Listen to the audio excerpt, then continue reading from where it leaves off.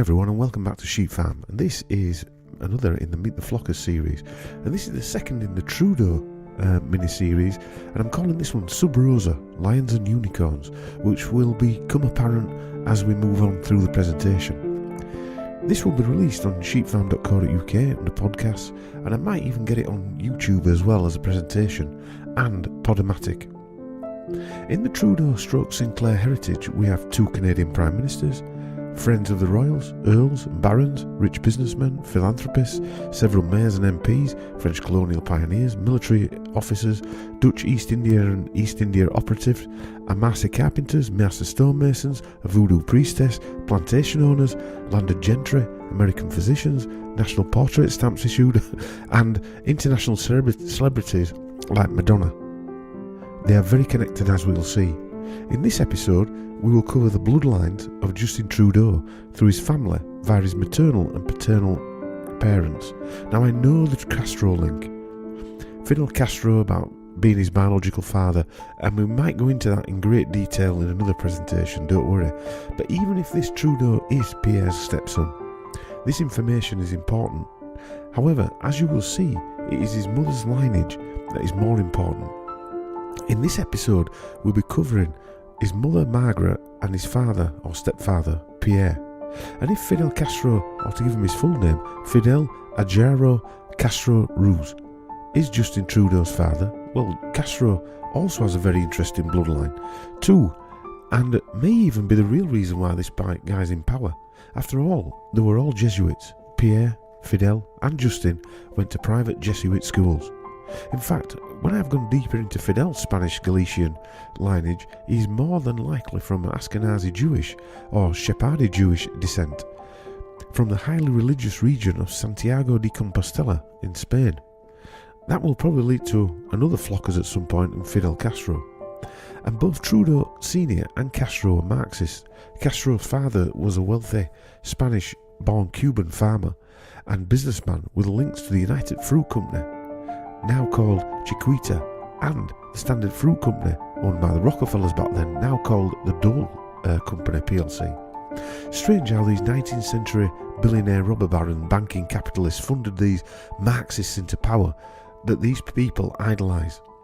People like Karl Marx and Lenin. For these next generational leaders like Trudeau Sr. to think it all happened organically. However, as we'll see, even though his dad, who may not be his dad, Trudeau has the bloodlines and ancestors that would perfectly fit him as being the chosen one for this moment in time. But it is his mother's lineage where all the real interesting stuff starts to happen. Just to have these flockers.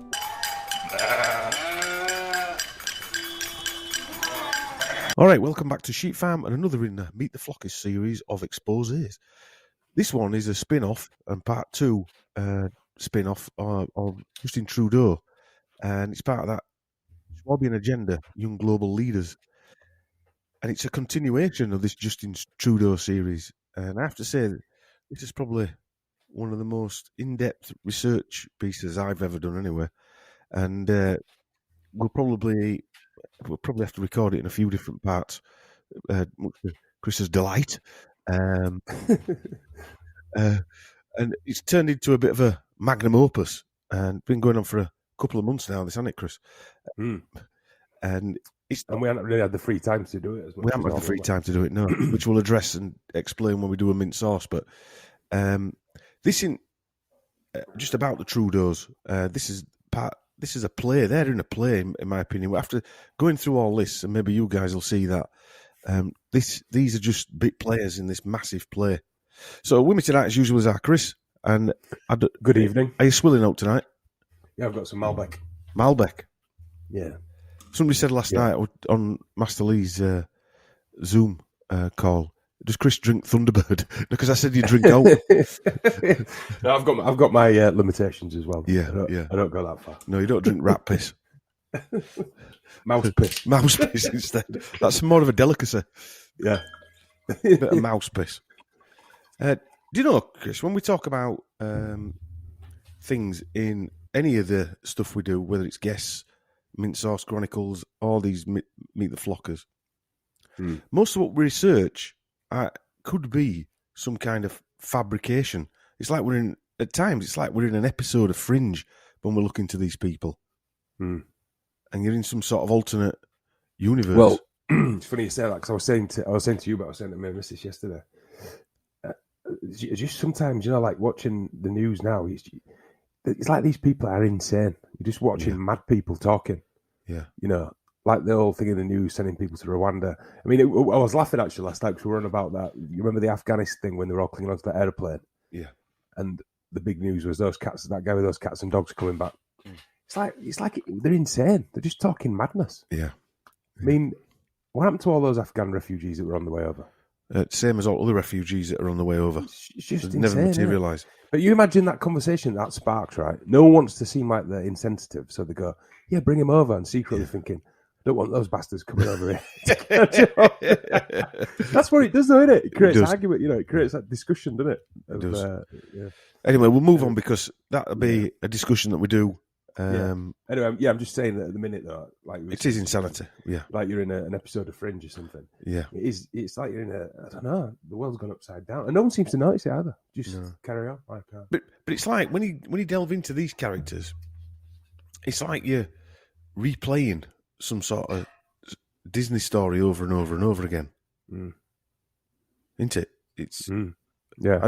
It is bizarre. I know you haven't read a lot of this, but no, but you've been filling in as you went along with a lot of it, but there's a lot of detail in this that goes further than I expected when I started this research, which generally does.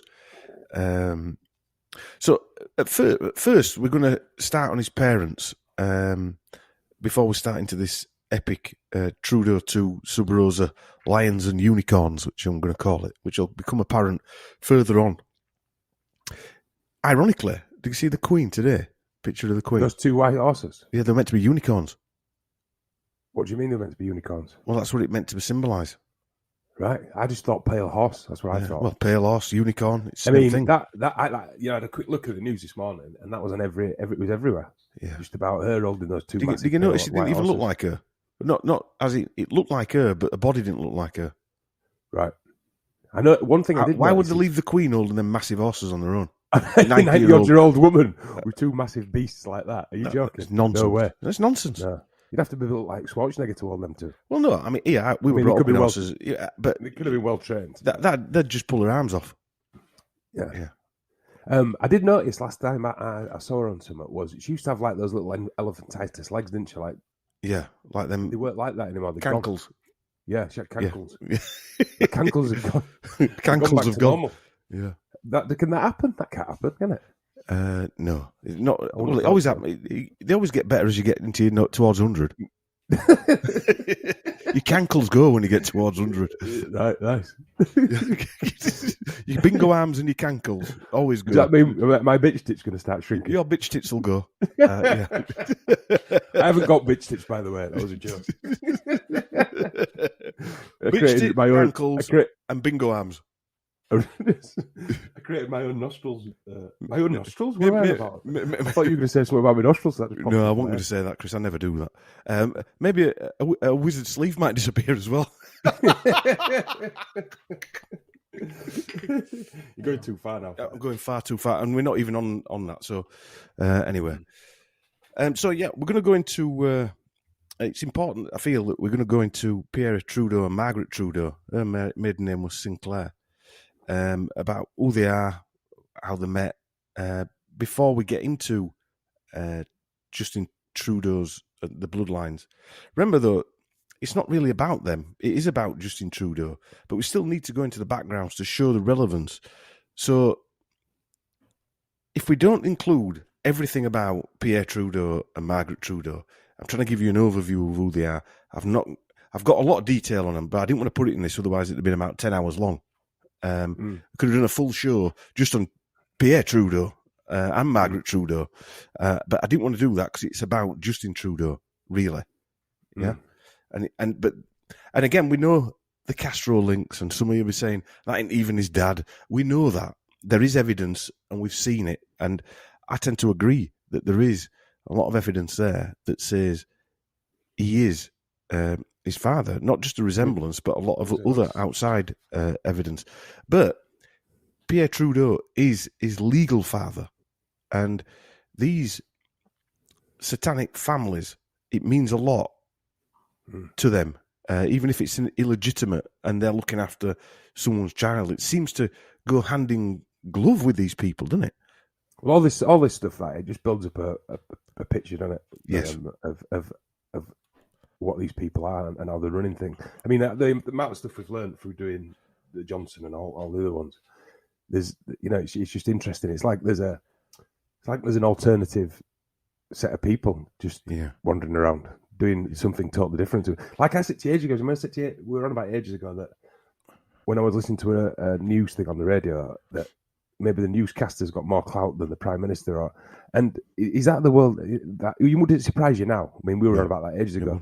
The upside down world we live in, that bloody Philip Schofield's got more clout than Boris Johnson. I'll just mention one person, Jimmy Savile. Know, Jimmy Savile. Well, there you go. A guy who did a Saturday morning kids TV show. Yeah. But seems to have had more clout than anyone. Yeah. And pictures of him in wizard robes and everything. I mean, it's strange. So I think it's important to include Pierre Trudeau, regardless if Castro is his dad, because Pierre Trudeau's lineage is important, and that's what these people want. They like the illegitimate line for some reason, as well. It's like the ultimate jester, piss take type scenario that it's not really his dad. That's just a show as well. That's an act. But so the Trudeau, and what I think is that they had to put kids with the Trudeau and Sinclair lineage for some reason. And if Trudeau couldn't have children, which we'll come on to later, then they had to put some kids with him, if you get my drift. And that were important for whatever they were doing, like the visit to the Arctic and all that type of carry on. And the real fathers are really irrelevant. It's what the public see that really matters to these groups of people. It's all a play, remember, isn't it? It's just seems to be a play. So first we're going to go into the background of Pierre Trudeau, or to give him his full name, Joseph Philippe Pierre Yves Elliott Trudeau. They all have long names as well. As we shall see, it is all in the genetics, financial contributions, and maybe even mind control, although I'm pretty sure that there was some sort of mind control going on, and control from outside, because I'm pretty sure that Pierre Trudeau on his own was some sort of, I'd say, sexual whatever, maybe a bisexual as well, and they maybe had some control over him from that side as well. Remember, this is not a deep dive, but we will go into these two, Pierre Trudeau and Margaret Trudeau. Pierre Trudeau, often referred to by his initials, Pet, which is an interesting name, as he is more likely MK Ultra to be called Pet. That's what he was known as. He was born on October 18th, 1919. Do I have to tell you numbers? He died on September 28th, 2000, aged 81, which encodes a lot of 9/11, a lot of nines and ones. Trudeau Sr. was a Canadian politician who served as Prime Minister of Canada between 1968 and 1979, and then again from 1980 to 84. Born into a rich family, Trudeau attended the prestigious Collège Jean de Brébeuf, which is a private Jesuit school, as they are, known for educating elite francophone families in Quebec, which is the same school that Justin Trudeau went to. During World War II, he was a draft dodger, and in 1942, Trudeau drove around Montreal wearing a German army uniform, saying he admired Hitler and Mussolini. He wrote a comedy in 1938 showing the difference between dishonest and profiteering Jews. In 1947, Trudeau was a student at the London School of Economics, founded by the Fabian Society Socialists to train Marxists and spread Marxism. In fact, the Fabian Society founded the London School of Economics in 1895. Today, the society functions primarily as a think tank and is one of 20 socialist societies affiliated with the Labour Party. And there I was thinking the Labour Party represented the working man. Similar societies exist in Australia and Canada, and all over the world, even Sicily. Sicilian Fabian Society, and New Zealand. Back in 1947, when Trudeau Sr. went to the London School of Economics, he was taught by Professor Harold Laski, then head of the Fabian Society, and was publicly advocating violent revolution at the time. Laski was one of Britain's most influential intellectual spokesmen for Marxism in the interwar years. Back in 1916, Laski was appointed as lecturer to the modern history at McGill University in Montreal. That's where all the MKUltra experiments happened. I know this is 1916, but who's to say that they weren't experimenting back then in some kind? Laski's father was a Lithuanian Jewish cotton merchant from what now is Belarus. Laski was born in Manchester on June 30, 1893. Born to a Jewish family, obviously, Laski was a supporter of Zionism and supported the creation of the Jewish state. Laski was a member of the Socialist Fabian Society, as I mentioned, from 1922 to 36. At the London School of Economics in the 1930s, Laski developed a connection with scholars from the Institute for Social Research, more commonly known as the Frankfurt School, which was also heavily involved with the Tavistock Institution. Laski was always a Zionist at heart and always felt himself part of the Jewish nation, and he viewed traditional Jewish religion as restrictive. Which, again, going back to what it just said, the contradiction, this is Trudeau's mentor, and he was going around wearing a German uniform, saying he didn't like Jewish people, and yet his mentor is an open Zionist. Again, it's another contradiction. Well, they're not Jews, are they? The Zionists? They're just tagged along. They've tagged themselves with it, so they don't get persecuted. They're ruling the Jewish people. And Laski's main political role came as a writer and lecturer on the very topic of concern. The left at the time, including socialism, capitalism, and working conditions, eugenics, women's suffrage, imperialism, decolonisation, disarmament, human rights, worker education, and Zionism. So they were his favourite topics.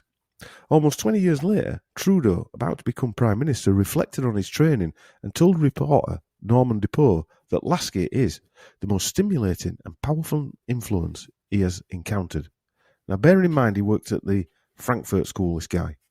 Frankfurt School was the German equivalent of Tavistock. Yeah?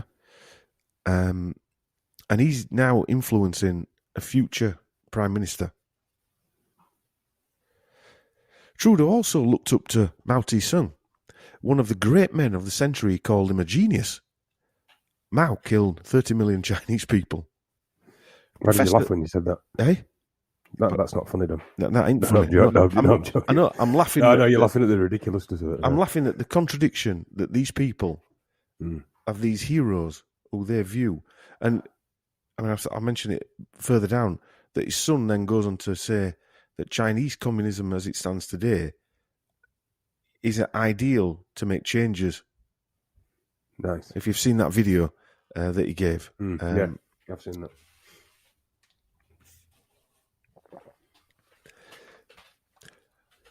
Professor Theodor Adorno worked at the Frankfurt School. He was a German philosopher, sociologist, psychologist, musicologist, and composer known for his critical theory of society. He was a leading member of the Frankfurt School of Critical Theory. He was also mentioned in John Connolly's book, The Committee of 300, as a writer of the Beatles music. Can you remember Mike Williams mentioned him? Yeah. Yes, I thought of that. Yeah, I wondered where he was from. Trudeau Sr. went on a world tour after the war. In 1948, Trudeau was arrested in communist Yugoslavia for forging a visa. Trudeau was also arrested in Arab Jerusalem, Palestine as it is now, as an Israeli spy, even though he didn't like Jewish people. Strange that one. Trudeau Sr. had a habit of being in communist countries when trouble was stirring. In 1960, he was in Ghana when communist Kwame Nkrumah took control. In 1963, he was in Algeria when communist Ahmed Ben Bella took over. In 1961, at about the time of the Bay of Pigs, the US Coast Guard picked him up, paddling a canoe to Cuba from Key West. Get off, are you joking? No, I'm not joking. The Coast Guard deported Pierre Trudeau back to Canada. What? But he did go to Cuba in 1964. It doesn't say what happened there, or he didn't say what happened there, and neither did Fidel. I'm sure he didn't. He's obviously some kind of spy, isn't he? There were only a few times. There was also a few times that he met Castro, and he met him back in 1948 in Algeria, apparently, at a communist trading camp on his world tour, when they were doing his tour. So that's why we're keen to get to Castro, that keen we're going to go on a canoe. Castro, when meeting Justin at the age of just a few months old, is on record as saying, "It's a pleasure to be in the presence of the future Prime Minister of Canada." That's what happened, isn't it? How many times have we read something like that out, Chris? Yeah. Did it about Bobo Johnson, didn't they? So many times that these people are going to be in power. We now have a picture of a man who was probably some kind of security asset used by influential businessman and a big fan of murderous dictators. In 1960, Trudeau led a delegation to China to meet Mao Tse-tung. He called Mao, as I said, a genius and one of the great men of the century. There is no escaping that Trudeau Sr. was a Marxist, and the spectre of Zionism rises its head to the surface as well. Although he aligned himself with the Social Democratic Party, he felt that they could not achieve power, so he joined the Liberal Party. This is the normal switcheroo. It's an early indication that he was probably put into position. Because that's what happens, isn't it? Churchill did it. All these people seem to... Same story, innit? Every time. Every time. Manoeuvred in there like a chess piece. His tenure as PM for 15 years and 164 days makes him Canada's third longest serving Prime Minister. When elected in 1968 under the backdrop of Trudeau Mania, another stage-managed media operation based on the Tavistock manufactured Beatlemania phenomena, of which apparently Adorno of the Frankfurt via Tavistock was part of. It suggested that Adorno wrote or had a team write most of the Beatles hits, as I said earlier. This Beatlemania or Trudeau Mania, I've seen videos of it, and the videos show like young girls chasing after a car, screaming at the top of the voices type of thing. Like you said, like they took the Beatles template and tried to use it for that guy. Yeah. It's nonsense because politicians, it doesn't happen to politicians. No one cares about them. No. Unfortunately for them. No. Unfortunately for them, no one cares. But then it makes you think, doesn't it, the Joe Biden thing now, when they said he had the most votes of any president ever. I mean, you've got to be mental to believe that, haven't you? You literally have to be, I mean, like everything at the minute, you've got to be actually mental to believe what you're seeing in front of your eyes. Yeah. It's just a giant lunatic asylum. And 1960s, when everyone was drugged out of their mind, it was probably just the same then as well. Trudeau mania continued during the subsequent federal election campaign and during Trudeau's early years as Prime Minister. Decades later, Trudeau's son, Justin Trudeau, drew a similar international reaction when he became Prime Minister in 2015. He was named the Canadian newsmaker of the 20th century by the Canadian press at the dawn of the millennium. It starts to make you think that maybe that the press and news is controlled. It's just a sneaking suspicion I'm beginning to have for it. Yeah. Especially after the last couple of years, I'm just thinking maybe it's a controlled entity. And maybe it were controlled from the beginning. A lot longer than we actually initially think. Well, I would guess that the BBC, the first channel, was literally the beginning of it, and that was controlled, and it's been controlled ever since. Yeah. It's weaponized, isn't it? Yeah.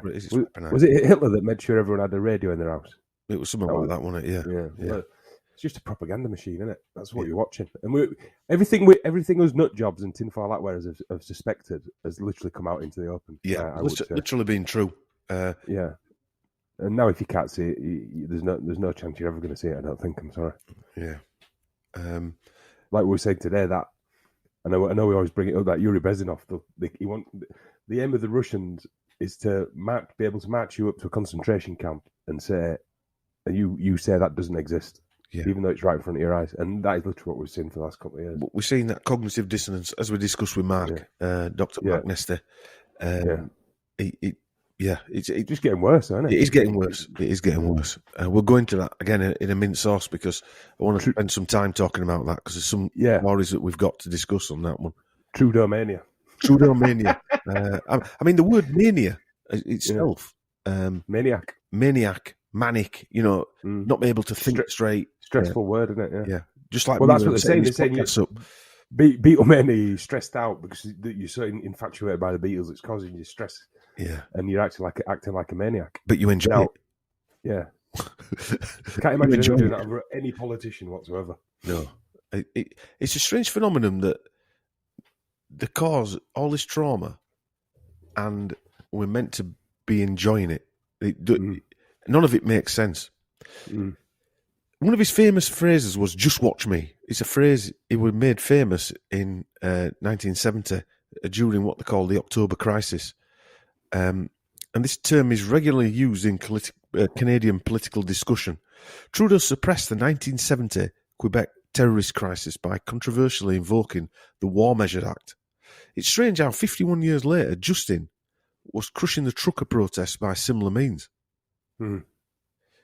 It was called the October Crisis and refers to a chain of events that started in October 1970 when members of the Front de Libération du Québec, or FLQ, kidnapped Provincial Deputy Premier Pierre Laporte and British diplomat James Cross from his Montreal residence. These events saw the Prime Minister, Trudeau, invoking the War Measures Act for the first time in Canadian history. On October 17, 7 days after he went missing, Laporte's body was found in the trunk of a 1968 Chevrolet Biscayne at Montreal Airport. His kidnappers were subsequently captured and sentenced for his murder and served terms ranging from 20 years to life, though they were all released on parole much earlier. Right. Planned them, were it? Yeah. I mean, with the stuff we've seen over the last 10 years, I would hazard a guess that was possibly a staged event.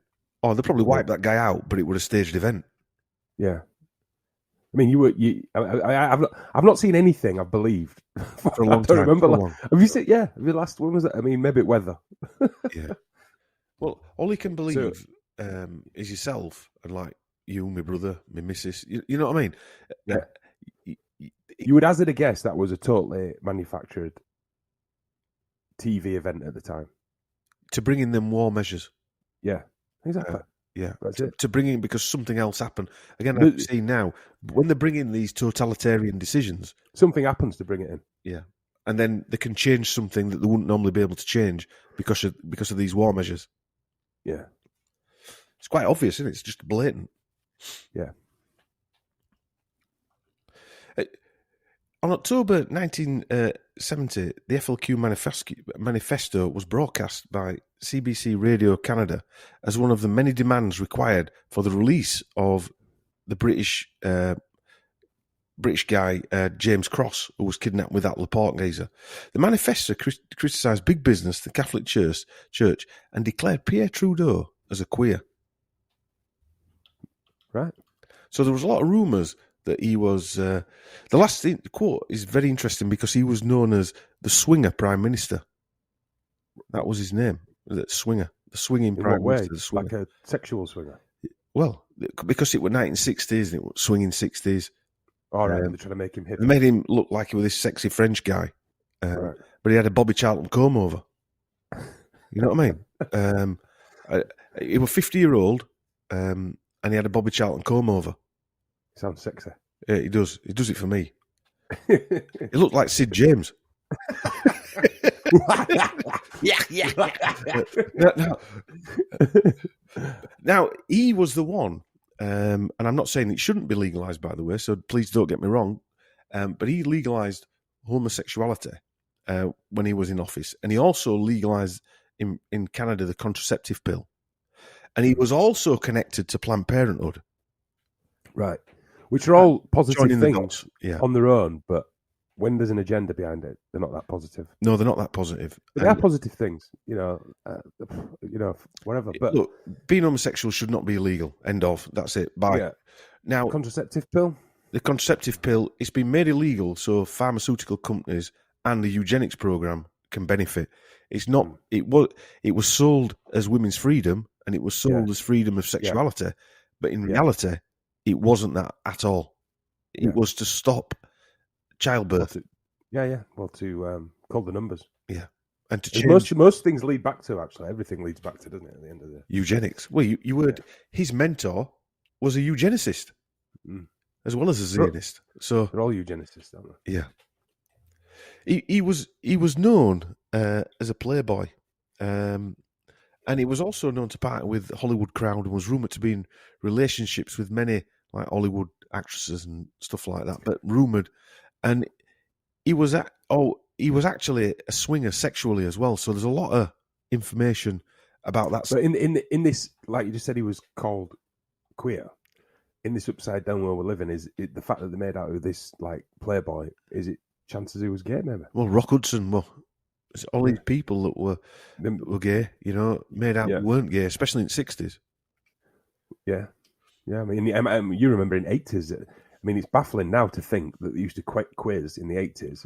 I remember reading newspapers whether George Michael was, whether Boy George was, and whether Elton John was. Yeah. Who cares? No, who cares? Yeah, but what I mean is, if you look at, I mean, it was still stigmatized then. Yeah. And if you look at the videos of George Michael dancing around in them hot pants, you didn't need to. Quite blatant, wasn't it? Quite blatant, yeah. But it's bizarre. Did you ever of them Kylie Minogue ones, them gold ones? Me, you little, we had your legs sticking out on the bottom of them. Nice thought. Given that Kathy O'Brien, I mean, I watched that video again just before this, and I've got a book I had a book for a while, and she was openly calling out these people. You didn't really know who they were at the time either. Going back years, yeah. But from the 90s, she were openly calling out Pierre Trudeau, and one of her, this is her saying this is testimony from her. She said, Pierre Trudeau's paedophilic sexual assault of me is documented in my testimony for the US Congress and in Transformation of America, which was censored under so-called national security since it exposed New World Order pedo mind control agenda. Truth is secured on my website, transformation.com. So I got that from a website. Right. So she's still holding her word. She's never been sued. I'll say that again. And she's never changed the story either. Ever. But they couldn't sue her, could they? Because if they sued her, then more people would be looking at it. More people would look at it. It become, yeah. Before going into politics, he was a law professor and a journalist. Again, we see all this same type of thing. Journalist. Yeah, and he travelled widely around the world. As I said, he was arrested in East Jerusalem on suspicion of being an Israeli spy. And again, we see that type of thing as well, where we saw Justin Trudeau's helper, that Chrystia Freeland, followed by KGB. A lot of these people are linked and intertwined with the security agencies, aren't they? He arrested in East Jerusalem, but I'm guessing he got off fine. Well, I'm guessing he did. Once he'd made the right phone call, etc. Yeah. Or it's just another way of tying him in. You've been arrested. You'll have to do what we say now. Because he wasn't arrested for being an Israeli spy. He might have been arrested for something else. I mean, how many people, right, forge a visa and then become Prime Minister? Yeah. That's, yeah. If we forged our passports or a visa to get into a country... I don't know what the sentence is, but you'd be locked up, wouldn't it? There'd be something serious going on. Interestingly, Canada's spy service, the CSIS, destroyed a Cold War dossier on Pierre Trudeau in 1989 instead of turning it over to the National Archives. The Canadian press learnt this, and so here they are destroying files again on someone without telling anybody what was in them. The Canadian Security Intelligence Services says the secret file on former Prime Minister was scrapped because it fell short of the legal threshold for retention by either the service or the archives, which is just a nondescript way of saying we're not going to talk about it. Yeah, I've got pictures of him with Ted Heath. Right, he's wearing these jean shorts, and they're like them George Michael shorts.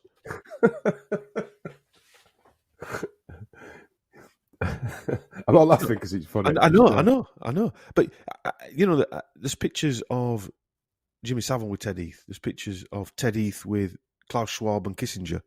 Yeah. You're telling me that these people at this level, if you were Prime Minister of Canada and you were going to meet Ted Heath, right? MI6 are all over you. They know exactly what everyone's up to, surely. You would hope so. Service. Well, you would hope so. That's what you pay. They're supposed to get paid for, isn't it? Yeah. You would hope so. And David Icke called out Ted Heath in the 90s, and it came out. I remember it because I've moved into this house. So in the last 5 or 6 years, and I've probably brought this up before. And I remember reading it in the Times. It admitted that Ted Heath was a paedophile. But the big story of it was, and I remember it was in the paper. I've probably said this before. It was in the paper for one day. Ted Heath was a paedophile, but he wasn't a satanic paedophile. Yeah, it's all right then. That makes it all right. Shouldn't that have been all over the news, showing you every person he's been in the photograph with, should be. Everywhere he's been? And it also means he was satanic. Yeah. But that should be investigated. He was the Prime Minister of England. There should be a documentary about that on Netflix. We should be learning about this more and more and more. Yeah, but it's just gone. Well, it's strange because Ted Heath was Prime Minister at a time where being married and being Prime Minister was important. Right. Yeah, he wasn't married. And he wasn't married at all. And so it was quite blatantly obvious that Ted Heath was satanic paedophile. Yeah. And he ran the country. I mean, if the Secret Services didn't know that, you can't keep that secret, can you? No. They've got the ultimate hold over him, haven't they? The story of makes you fucking blood boil fat, doesn't it? Look, rumours are rumours, but that policeman in Kent did all that research and found out about all this. And there's research like this about Pt2 as well. People have done massive research, and I didn't want to go down that road because it's not about that. This is about giving an overview, and so. But when I get into how he met his mum, you'll realise there was something not quite right there as well. So Trudeau Senior was a 49-year-old playboy with no children, and Justin Trudeau's mother Margaret was 18-year-old when they met, a 30-year just over age difference. Right. When you hear how they met, it shows signs of being some kind of arrangement with the intention of putting these two together and putting the Trudeau and Sinclair names together. My view from the evidence is that he couldn't have children, and surrogate fathers or studs were provided. He also may have been bisexual as well, and some of the stories that come out on that. Pierre Trudeau, just like Stanley Johnson, also linked very closely to the Rockefellers, in his case via billionaire businessman Paul Demarius Sr. Both fathers signed that contract, and their sons became who they are today. In 2015, reports of paedophilia and Trudeau were confirmed by Canadian journalist Benjamin Fulford. It corroborates reports by US author and MKUltra victim Cathy O'Brien in her 1995 book, Transformation of America. I read out the blog in the Justin Trudeau, if you remember, Chris, candidate, where she went into detail about an orgy. And if you remember the reason why Margaret Trudeau went gaga and was traumatised, because of that story with the goat, where she walked in on that orgy taking place. Yeah. And I'm not saying, but do you know, No, but like we always say, whether it's true or not, it doesn't matter. That's been put out into the ether, hasn't it? For whatever reason. For whatever reason, it's been whether put that out is there. actually true, no, we'll never know. But I mean, for some reason, that story's floated, isn't it? Yeah. So we're getting to Margaret Trudeau now. In my view, for what it's worth, she's sort of like, I call it a prize, but not necessarily a prize, like a broodmare, like Prince Charles and Princess Diana. A victim. Like Boris Boris Johnson's mum, by the looks of what we saw. Boris Johnson's mum. So they're dragged into these horror shows, used and then thrown out. Yeah. In fact, she's very much like Johnson's mum. Very much similar sort of characters also. Johnson. I looked into Johnson's mum when I had more time to research during lockdowns or whatever. Yeah. And you just made you feel a little bit sad. Not a little bit. Same with this Margaret Trudeau. She's been... Yeah, I remember looking through some of that. She was an artist, so I looked at her art website. Yeah. I mean, yeah, you didn't get a feeling of she was a bad person at all. Yeah. She's like they're like brood mares. She's been used, yeah. Yeah. Yeah. But there's a little bit more weirdness goes on here. Margaret Sinclair was 18, 19-year-oldish. Stories vary, but she was nearly 30 years younger than Trudeau when she met him. He was a 49-year-old man with a Bobby Charlton comb over. I mean, why would any attractive teenager find him likable or attractive? You know, there is no reason for that, you know. In things I've read, Pt2 has been called good-looking and enigmatic. You know, a bit like Johnson. I mean, Johnson's just fat. Yeah, but just the good-looking because you've been told they're good-looking. I'm going to say it's just a media-pushed vision of them, isn't it? You know, you've been told, so everyone goes along with it for whatever reason. Trudeau mania becomes a thing. An 18-year-old would not be attracted to it. I just don't believe that, unless they were mind-bended. In 1960s, Canada's MK Ultra was rife, and as I mentioned before. So the question in it is she a victim of mind control? And was he? And also, I mean, I'm 48. Are you attracted to 18-year-olds? I mean, because without being rude, you got nothing. You got nothing in common with them, have you? No, it's like that bad Kevin Spacey film. What was that? Yeah. He falls for his daughter's friend or whatever it was. Yeah. Look who Kevin Spacey is. What do you mean? Well, he was getting done for that and then got let off, didn't he? This is a weird one. He just vanished, didn't he? Yeah. Anyway, go on. Yeah. Anyway, certainly the people around him and her were in the right circles. The father worked for Paul de Marius, so you've got Des Marius, so senior, who was a friend of the Rockefeller. He was also a trilateral committee member. He was a Bilderberger. Paul de Marius Senior had several future Canadian prime ministers working for him, including Trudeau. So he had like a stable of people work for him. And who sounds familiar, doesn't it? It sounds familiar. And who run his company for him? But this Margaret Sinclair's father, as we'll come on to in a sec. Margaret Joan Trudeau, or Sinclair as she was born, in September 10th, 1948. You can't get over these dates sometimes.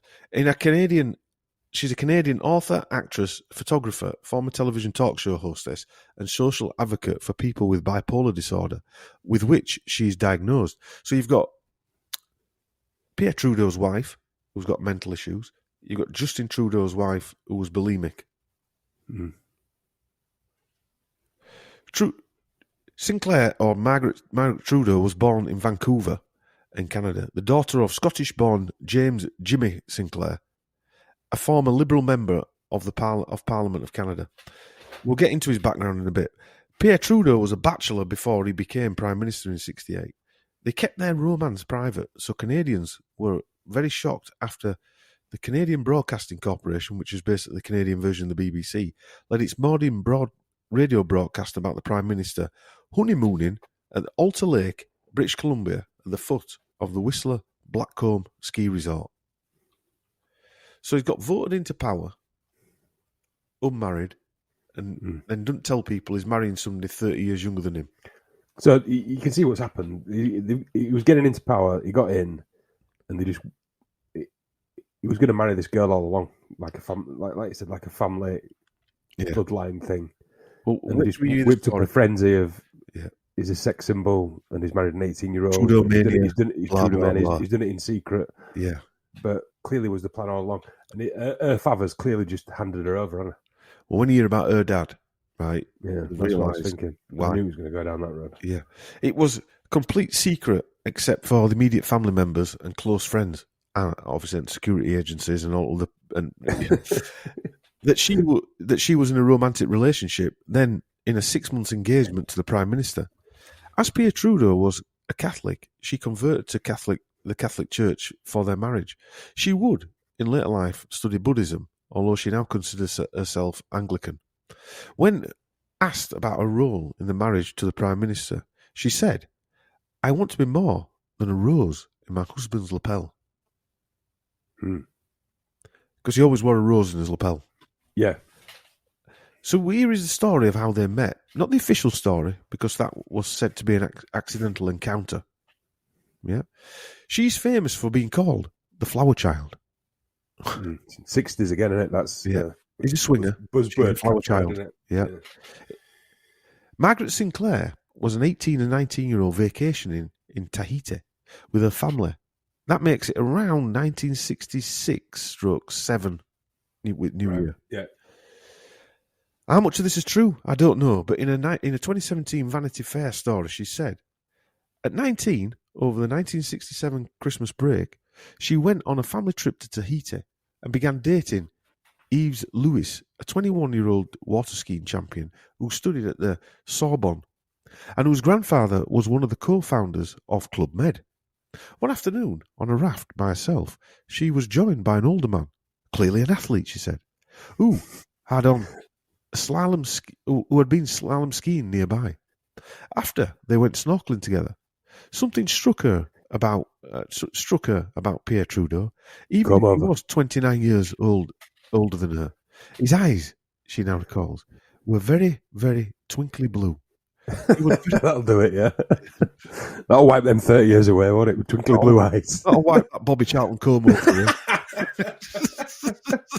Blowing in the wind while he's smiling and He only swims up to about It's his twinkly blue eyes. Waving at me, no, it was my hair. His athletic body. Yeah. He was an adventurer. Ooh. He was a tease. He was so intelligent, and he had fabulous legs. That's why he wore those George Michael pants. Yeah. In 1969, while she was staying at her grandmother's house on the British Columbian coast, her mother telephoned to relay that Pierre Trudeau, now Prime Minister of Canada, had called to ask if he could invite young Margaret to dinner. So this is 2 years after. Right.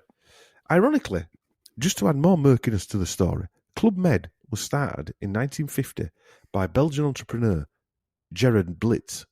Interesting name. Because of reckless spending, apparently, the club was on the verge of bankruptcy in 1961. It was saved by 35-year-old Baron Edmond Adolphe Maurice Euler Jacques de Rothschild. Or just plain old Baron Edmond de Rothschild, on the French side of the family. After he'd visited the resort and enjoyed his stay, de Rothschild was a French-Swiss banker, the founder of Edmond de Rothschild Group in 1953. After the Six-Day War, the Baron contributed to the creation of the Israel Corporation Investment Fund in 1968.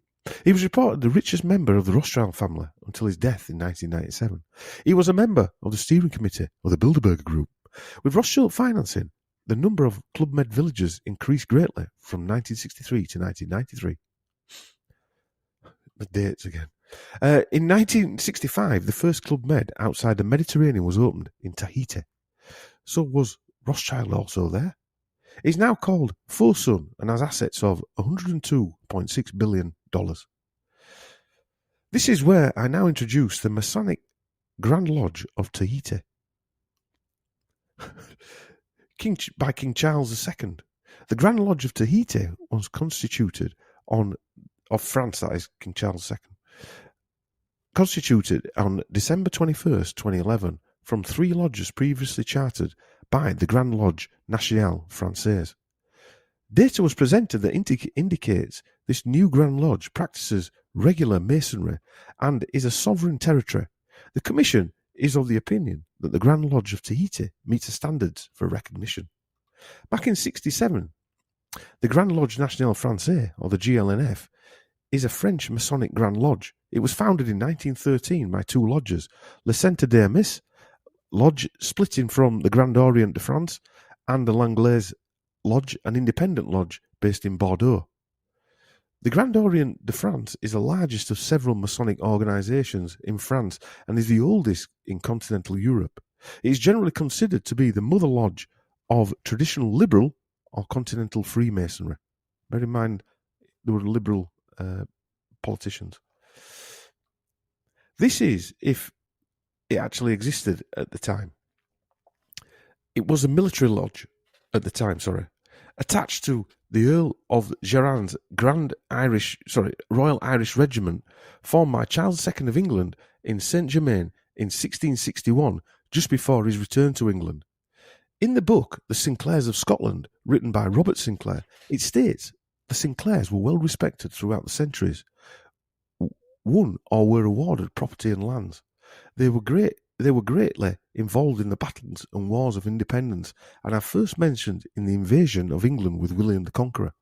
The book goes on to describe in detail all the battles, looking at the First Battle of Dunbar in 1296, effectively ending the English victory to the First Battle of Independence, the Battle of Roslin. It goes on encountering the Sinclairs in the likes of the Battle of Bannockburn and Culloden, to the ill-fated invasion of England in 1648 with King Charles II. So what we're talking about here is that there was a French lodge in Tahiti,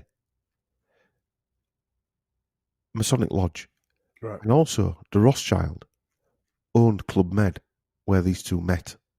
Right. And I'm going to go into some other details about how they met in a second. Also to bear in mind is the fact that on RothschildArchive.org, under Freemasonry, it states, members of the Rothschild family have been involved with the Freemasons, a fatherly organisation whose members are concerned with moral and spiritual values, self-improvement, and helping their communities with charitable endeavours. Ferdinand de Rothschild Lodge number 2420. This Masonic lodge was established in Aylesbury in 1892, and it was consecrated at the Five Arrows Hotel in Waddesdon in May 1892. Five Arrows. So this is the first link to the Sinclairs, the Masonic Order, because he's on the island in Tahiti, which I wouldn't have thought is a popular holiday destination back in the mid-1960s. No. America. Hawaii might have been, but I wouldn't have thought Tahiti would in the Pacific. Yeah. It'd be quite a long. It's interesting as well that description of the Masonic, the helping of people, and well, if you take that as a micro scale of how they sell things now, we're, you know what I mean. We're here to. It's a very obvious thing to say, I know, but we're here to do good and we're here to help everyone. But the underlying undercurrent is we're here to screw everyone over. Yeah. I mean, that is literally the template of what goes on a daily basis now, isn't it? It is, yeah. It is. But is that the Masonic template? I don't know. Well, it is the Masonic template, isn't it? We're here to help you, but we're helping you our way, and you've got to do what we say. Yeah. We're making you an offer. And it's a mafia. It's gangster. Gangster rules, isn't it? We're making you an offer you can't refuse. Yeah. But if you refuse it, not even that protection money. You know, that guy's going to attack you, and you need help from me. Yeah, that virus is going to attack you. You need help from me, but you've got to give me this, and this. Yeah, yeah. Somebody says I was struggling with my sinuses. Who apparently says made a comment that I was off my napper, livened up. Oh really? I assure you, I'd swap you my sinuses for your sinuses. Did someone say that? Fever season. Yes, someone left a comment. It's not the 90s now. I'm 52-year-old. If you can see what I'm seeing on this video feed, is there's loads of hookers behind Dom, and he's snotting challenge. Yeah. You just stop pole dancing. You're putting me off. Yeah. Well, I mean, you come to whatever conclusion, don't you? I suppose. Yeah, but there's the Rothschild own the Holiday Resort, and there's a French lodge on the island. I can't see Tahiti being a big island either. So just to recap, Pierre Trudeau, now Prime Minister, had called to ask if he could invite young Margaret to dinner, who we met 2 years before. I've also read that elsewhere, when Margaret Sinclair, met Trudeau Sr., who was then Minister of Justice, Sinclair, she didn't recognise him. In fact, she thought the little encounter was a bit odd.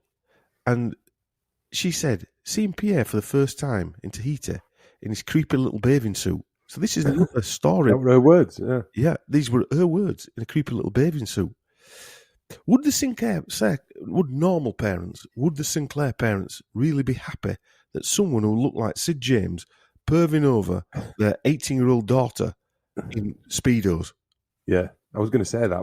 If you got that phone call of a 50-year-old guy ringing up to speak to your 18-year-old daughter, you just tell him to F off, wouldn't you? Yeah, you would. With his comb over. I don't care how nice his legs are. Yeah. Or sparkly his eyes And out. if you get, yeah. No, F off, you dirty perv. Yeah. So he was elected back in 1968, and he took part in an economic mission as well, headed by. Sorry, I mentioned earlier that from 19 about James Sinclair, her father, and I'll just do a bit of background on him. From 1960 to 1970, he was president and chairman of Lafarge Cement of North America. He took part in economic mission headed by Charles Jury, I don't know who he is, and Paul Damasio, who was his boss, to France in 1966. De Rothschild was French as well, remember? Mm. Damasio owned the power corporation that owned Lafarge. So that's Sinclair's boss. Well, it might not be his boss, but, you know, the work boss anyway. Damasio was the richest man in Canada and close associate of David Rockefeller. But let's say he seems to be some kind of high-up handler of influential people. Remember I said he had several prime ministers working for him. Yeah. And don't forget that Edmund de Rothschild owned the hotel. And now I've given this short explanation. Does this seem like an accidental meeting? It sounds like a story made up. Yeah. Romanticised story made up. Well, was she meant to meet him? You know, was this flower child a trigger from some kind of programming? Well, yeah, who knows? I don't know. Yeah. And who introduced them? The story, like the one where they went to the Arctic, is a strange story. Well, I mean, even just reading that, it's a contrived story. That is fine. I mean, his twinkling blue eyes, his nice. It's a contrived romantic story to drag you in emotionally when it's nonsense. It's like when we did the Boris ones, and the Boris girlfriend said, "Oh, he's got a great personality," and none of them mentioned that he's a fat, sweaty mess, did they? No, but or his hair would have missed, or his ties were tue long, or he just looked scruffy all the time. All positive. Yeah. Nothing. I mean, which there's very the fact that he's a womanizer, and I'd look, you know, which he was, wasn't he? I mean, there's very few of them said he was a scruffy bastard. Mm. Or his tie is hanging down to his nuts. Yeah, over his gut. Mm. Is it? I mean, if you can't look at Boris Johnson and see that he's an actor playing a part, I mean, he just it's like all these people. All these people. Yeah. The story you think back to Churchill, don't you? You just think he was a character actor. Yeah, he was just an actor. The story goes that Trudeau was captivated by the carefree flower child, nearly 30 years younger than he was, and began to pursue her. These are words that I've picked up and I'm sort of written these words. There is a phrase for that when an old man won't leave a young girl alone. Stalker. Sex pest. Yeah, stalker. Also, he began to pursue her. 1966, first meeting. 1969, calling to ask her for dinner. He's hardly pursuing unless something happened in between.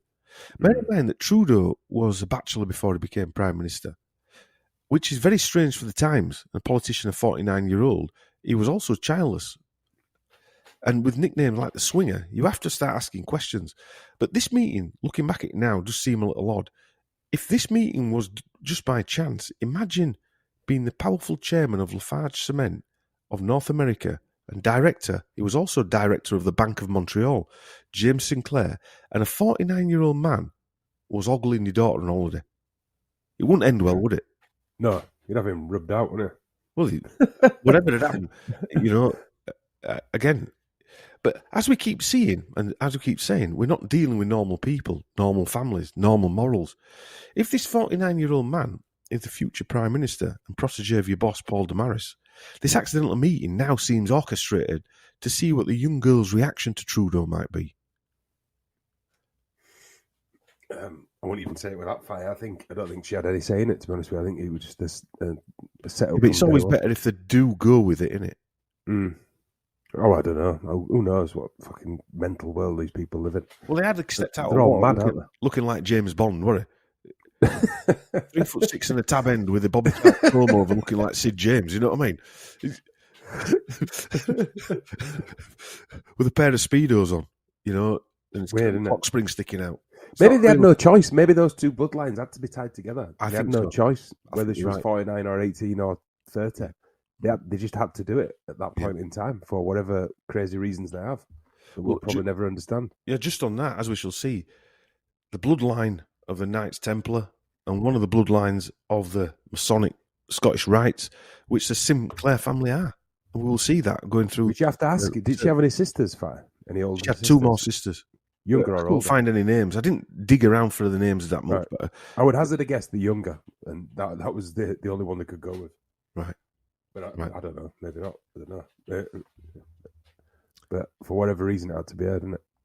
And if you're on Baron de Rothschild's island in Tahiti with its very own Club Med Tahiti branch. Nicely out of the way. Nicely out of the way. But again, it comes back to all these people that always seem to be turn up at this type of... that could have been some kind of ritual. I would that hazard a guess. Yeah. Handover. You know what I mean? Yeah. Handover of the bloodlines, And it doesn't matter if he can't produce children, because we'll get Castro to do it. Because he owes us one. You know what I mean? Yeah. His bloodline's also important to us. So well, I've looked into his bloodline, and it is important. It is an important bloodline. It would also be interesting to know who else was at that Club Med Tahiti Christmas holiday where they stayed. And then we have the flower child statement. Not young girl or woman, child. The flower child statement from Trudeau is interesting. Flower child originated as a synonym for hippie, especially among the idealistic young people who gathered in San Francisco and the surrounding area during the Summer of Love in 1967. You what, mate? No, I'm going to say another orchestrated event. Another orchestrated event. Also, right, I'm in my 50s. You were 49. You're a bit out of touch with all that, aren't you? Are you really going to be calling a... Well, that's like you going after some young girl who's into grunge. I mean, I'm saying grunge, that's gone years ago. Yeah. Into, I don't know, mumble rap. Yeah. And going, I'm really, really into that, man. Sophia went to see one of them No Direction guys last night. Was it Louis Tomlinson? I think it was him. She wanted to buy a T-shirt, which was get by. You should see symbolism on that. There's one eye on it. There's a cube on it. It's like, what? Yeah. I was more thinking on it. I was thinking how much was it? I haven't asked that yet, but anyway, it was the custom of flower children to wear and distribute flowers and floral-themed decorations to symbolise ideals of universal belonging and peace and love. Flower children were also associated with flower power, the political movement, which originated in ideas written by Allen Ginsberg in 1965. The term originated in the mid-60s in the wake of a film by H.G. Wells, The Time Machine. Do you know who H.G. Wells' mentor was? Who? Huxley's granddad. Oh, yeah, Huxley's granddad. How mad's that? That depicted flower-bestowing communal people of the future in a story categorised by anti-war themes. That's a surprise. H.G. Wells writing about the future and it happens. Just like Brave New World and Huxley link. He's done loads, actually. I think he wrote a book called New World Order. Just a coincidence. The Time Machine is a science fiction novel by H.G. Wells, published way back in 1895. Set in the then-present Victorian England, Wells focuses on a recount of the otherwise anonymous time traveller's journey into the far future. A work of future history and speculative evolution, The Time Machine is interpreted in modern times as a commentary on the increasing inequality and class divisions of Wells' era, which he projects as giving rise to two separate human species, the fair childlike Eloi and the savage simian Morlocks, distant descendants of the contemporary upper and lower classes, respectively. I think the Morlocks live underground, I think, and the Eli live above ground, don't they? Right. Underground in, White Well, Road. your area, that. Yeah. I think we've got a Huxley one planned. I mean, we could do a whole H.G. Wells bit, couldn't we? Well, in fairness, I've done a lot of the Huxley one is going to be quite a big one, to be honest with you. And we put on a backburn, didn't we? Yeah. So she was a flower child. Was it a trigger word? I think, just like the red rose, lapel thing. Trudeau was elected in 1968, and they kept their romance private, as I said, for a year or so. In Vanity Fair interview, Margaret says his political profile continued to rise. He dated beguiling women. Barbara Streisand was among them. Bollocks. I think Pierre thought himself as the old Prince of Wales. What? Who liked the showgirls, Margaret says. Just more shenanigans, isn't it? Yeah. He just loved to date actresses and singers and ballerinas. Just for the weekend or a glass of champagne. But Barbara was substance. She really was. She was an arrangement. She had an arrangement. When I wasn't going out with him, he could go out with other girls. But I didn't mean Barbara Streisand. What? They just created a character. It's a character they just created. Yeah. They might as well call him Bruce Wayne. Yeah. Yeah. A womanizer. Yeah. Womanizer character. Yeah, they just create. You can see it, can't it? It's just an invented character. Yeah. Yeah. So the Canadians were shocked when they realised they were getting married. And they got married on March 4th, 1971. While Prime Minister Trudeau, they quietly married apparently, who was 29 years young. Margaret was 29 years younger. They were married in complete secret, except to the close family members. And they went away on a closely guarded honeymoon as well, which is where the Castro link comes in. Because when they went on this honeymoon, they stopped off at some islands further on. And I think they went to Barbados and another island. And then they went to a third island and they wouldn't say why they were going. And also Trudeau disappeared as well somewhere. Right. So it was a strange, strange. Obviously, that's where the Castro connection comes in. Because it were only a boat ride away from the island where they were. Did they go in a canoe or did he get But as time went on and she began to break down, their relationship started really to disintegrate. And initially, they appeared to have a very close and loving relationship, but it soon fell apart. Trudeau resented her husband's constant work-related absences and was forced to raise her 3 young sons largely by herself. It's not quite true. That didn't exist, does it? That didn't exist in their world. Their world didn't exist. Also, they're not single women running around with a piece of toast hanging out their mouth, are they? No, they're not. And coffee I mean, they go to work and stuff. But exactly. Also, she was in a mental asylum for quite a long time, and so she ain't bringing kids up. You know, she'll have been drugged off a nut. In fact, she smuggled drugs in the Prime Minister's luggage, and she made appearances at Studio 54. Is that New York 70s disco club? Right. Yeah. Right. And Trudeau had affairs with Jack Nicholson, Ryan O'Neill, Lou Rawls, and a soul singer, and friendship with US Senator Ted Kennedy. Sounds like she's been passed around. And yeah. And she was associated with members of the Rolling Stones, including Ronnie Wood, who wrote about it in his book as well, did Ronnie Wood. Oh, God. I mean, again, it's sounding really tragic, that is fact. It's very tragic. Horrible. Yeah. And when you listen to her interviews, yeah, she sounds a bit like when you listen to Boris's mum. Right. Fucking hell. Yeah. It's not good. But from 2002 to 2017, Margaret Trudeau was honorary member of WaterAid, an Ottawa-based organisation dedicated to helping the poorest communities in developing countries build sustainable water supplies and sanitation. Its president is Prince Charles. So she went on that trip with Trudeau's wife, Justin Trudeau's wife as well, didn't she? I don't know. Yeah. So she suffered with bipolar. She was known as manic depression, and it's a mood disorder characterised by periods of depression and periods of abnormally elevated mood. From an interview I read, the writer said, almost from the start, the unconventional Trudeau marriage had been jinxed.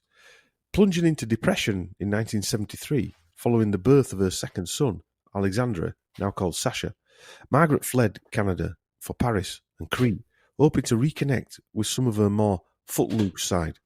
So she was portrayed as this young hippie girl.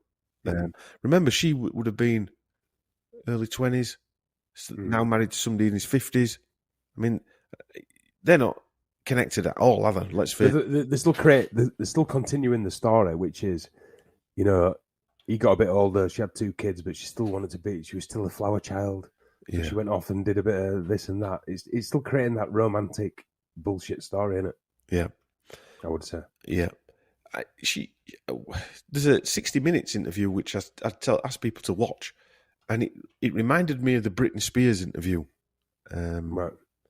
where she had the Princess Di interview. And the Princess Di interview, yeah, where they had like a flashback type scenario. And according to a blogger, this was taken from Water War Crimes. Now, the Water War Crimes, the reason that's said is because Pierre Trudeau sold off all the water to private organisations in Canada. Oh, that's nice. So I didn't go into detail about that. There were a lot of stories on that. Definitely looking after the people there. Definitely looking after them. Over the years, insiders have told me, this Henry Markow said, that Pierre's 1968 marriage to Margaret was arranged by the military. The couple programmed with LSD at a remote farm in British Columbia. Margaret Trudeau, the wife of Canadian Prime Minister, had a mental breakdown as a result of what was going on in Ottawa during a marriage to Pierre Trudeau. Remember the goat story that I said? She was put under the care of a psychiatrist named Dmitry Pivnicki, which I mentioned again at the Montreal Allen Memorial Institute, who also was the father-in-law of future Canadian Prime Minister Bill Mulroney, future leader of the Conservative Party and future Prime Minister.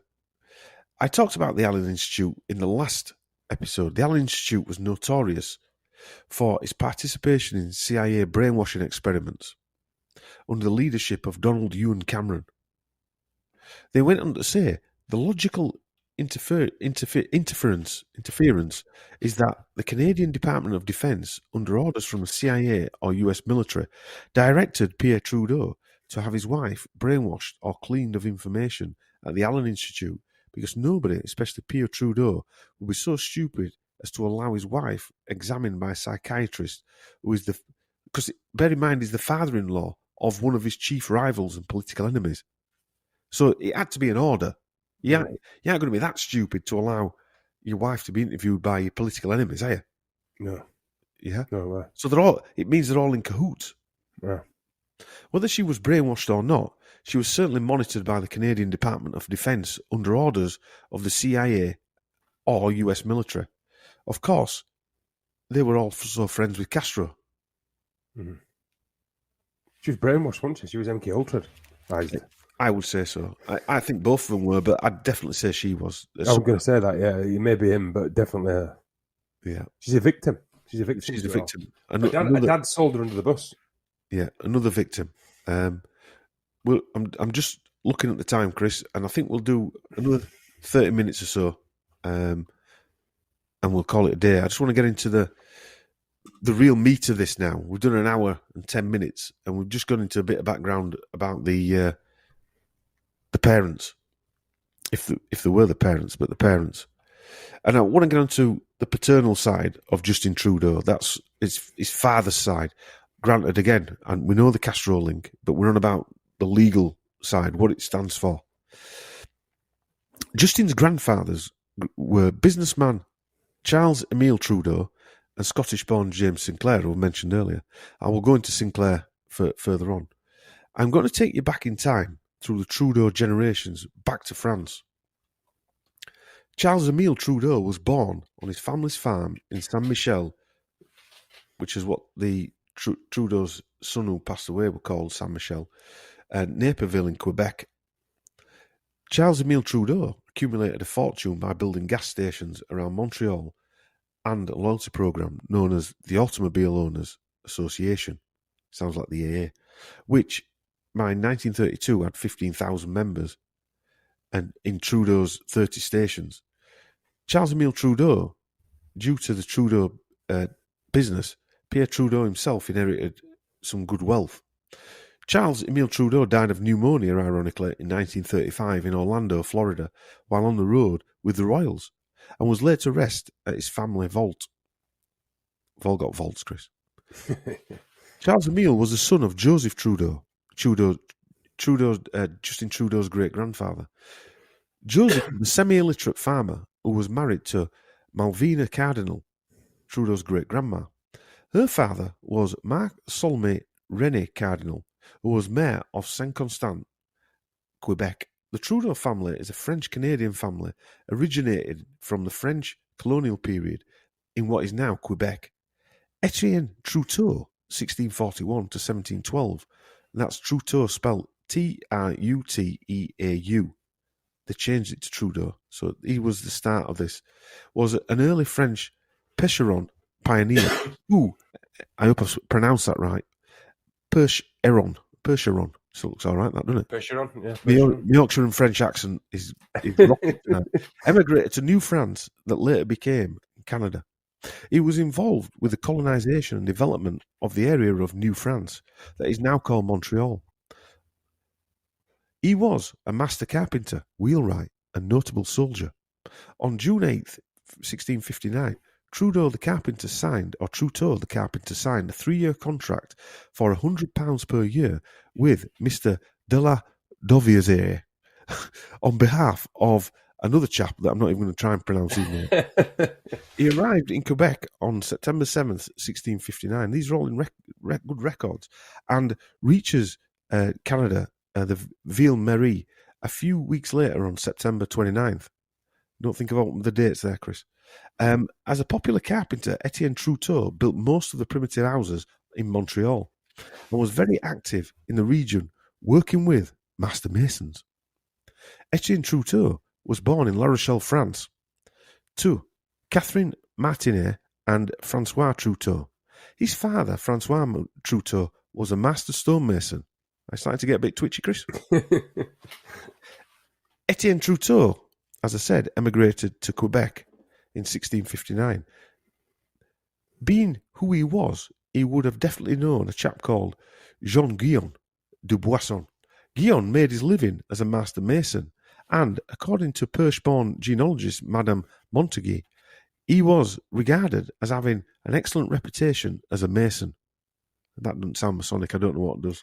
Well, yeah, the same stonemason, though, they've been sent over there to build, basically. Yes, yeah. Mm. But that's where masons came from, those stonemasons. Yeah. Well, it makes sense because stone stays there forever, doesn't it? Yeah. Or for a long, long time. You know, nothing else does it, other than stone? Guyon and his family emigrated to Perche, the Perche province, from the Perche province to New France on the north shore of the St. Lawrence River near present-day Quebec City, as part of the Percheron immigration movement, a pioneering group of about 300 colonists who settled in Canada in the 3 decades starting in 1632. Guyon is also an ancestor of Justin Trudeau. The descendants are often recognised by the name Dion. You've heard of the names Dion? What's that? Celine Dion. Oh, yeah. Yeah, isn't she related to him? Yeah, she's a cousin of Justin Trudeau. Right. In 1663, Etienne Trudeau was hired as a master carpenter by the Compagnie de Prétries. Aged 25, Etienne married Andrina Barbier, daughter of one of the very first settlers in Montreal, which means Royal Mount. Gilles Barbier originated from Burgundy in France. The couple had at least 14 children, which 13 were sons. On March 12, 1675, very specific with the dates and the historical records here, Chris, he was given a land grant by Lord Charles de Moyne, who was Lord of Longueuil in Canada. Etienne died aged 70 and was buried on July 22nd, 1712 in Montreal. Etienne Trudeau is a patronymic ancestor which is derived from that of father or paternal ancestor of the Trudeau family, originally spelled Trudeau of North America and America, including the American politician Charles Lavaux Trudeau and Zenon Trudeau. Charles Lavaux Trudeau served as acting mayor of New Orleans in 1812. Charles Trudeau was the Surveyor General of the Spanish Louisiana. A Surveyor General is an official responsible for government surveying in a specific country or territory. So you can see they're starting to build up this historic background of leadership. The mayors, the surveyors, they're getting land given, the pioneers. Well, it's like America, where the English went to America, the French went to Canada. But they're in France, they're in both. And they're in the Louisiana and all that lot. But it's like they were put there to build up from the ground, wasn't it? Sending masons and carpenters. Yeah. I mean, he drags back into that, like, was there already people there and it was destroyed and they were just going over there to rebuild it. Yeah, to take over it. In that John Levy kind of... Take over the building. It was desolated and then they were just going over there to re-energize it and build it back up again. Because they're the old families, aren't they? They're like in America, the old families that built it up from scratch. Or half scratch. Yeah. Half scratch, yeah. Or destroyed it and then built it up from scratch. Yeah, exactly, yeah. A surveyor general is more often than not at that time, historically, a military appointment.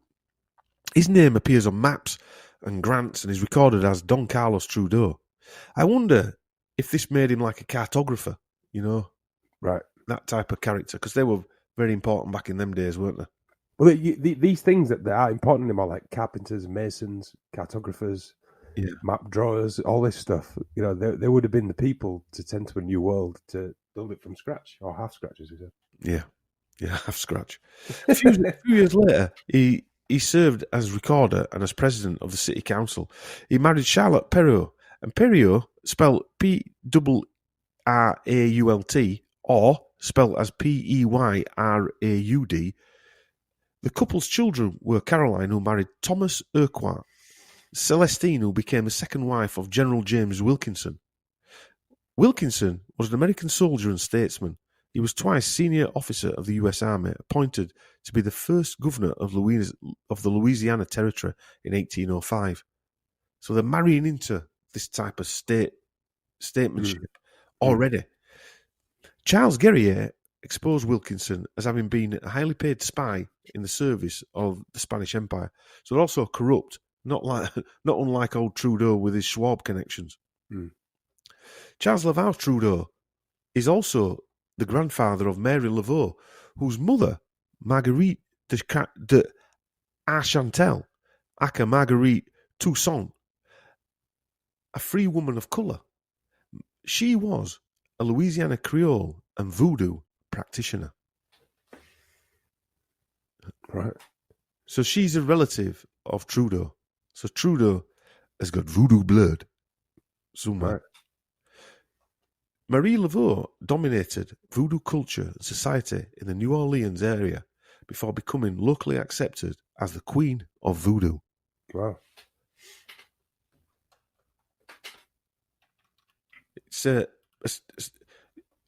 Louisiana voodoo, also known as New Orleans voodoo, is an African disparate religion which originated in Louisiana. It arose through the process of syncretism between the traditional religions of West Africa, the Roman Catholic form of Christianity, and Haitian voodoo. There's also voodoo on Tahiti. Yeah, I was thinking that. I was actually confused almost for a second whether you meant whether it was Tahiti or Haitian. Yeah.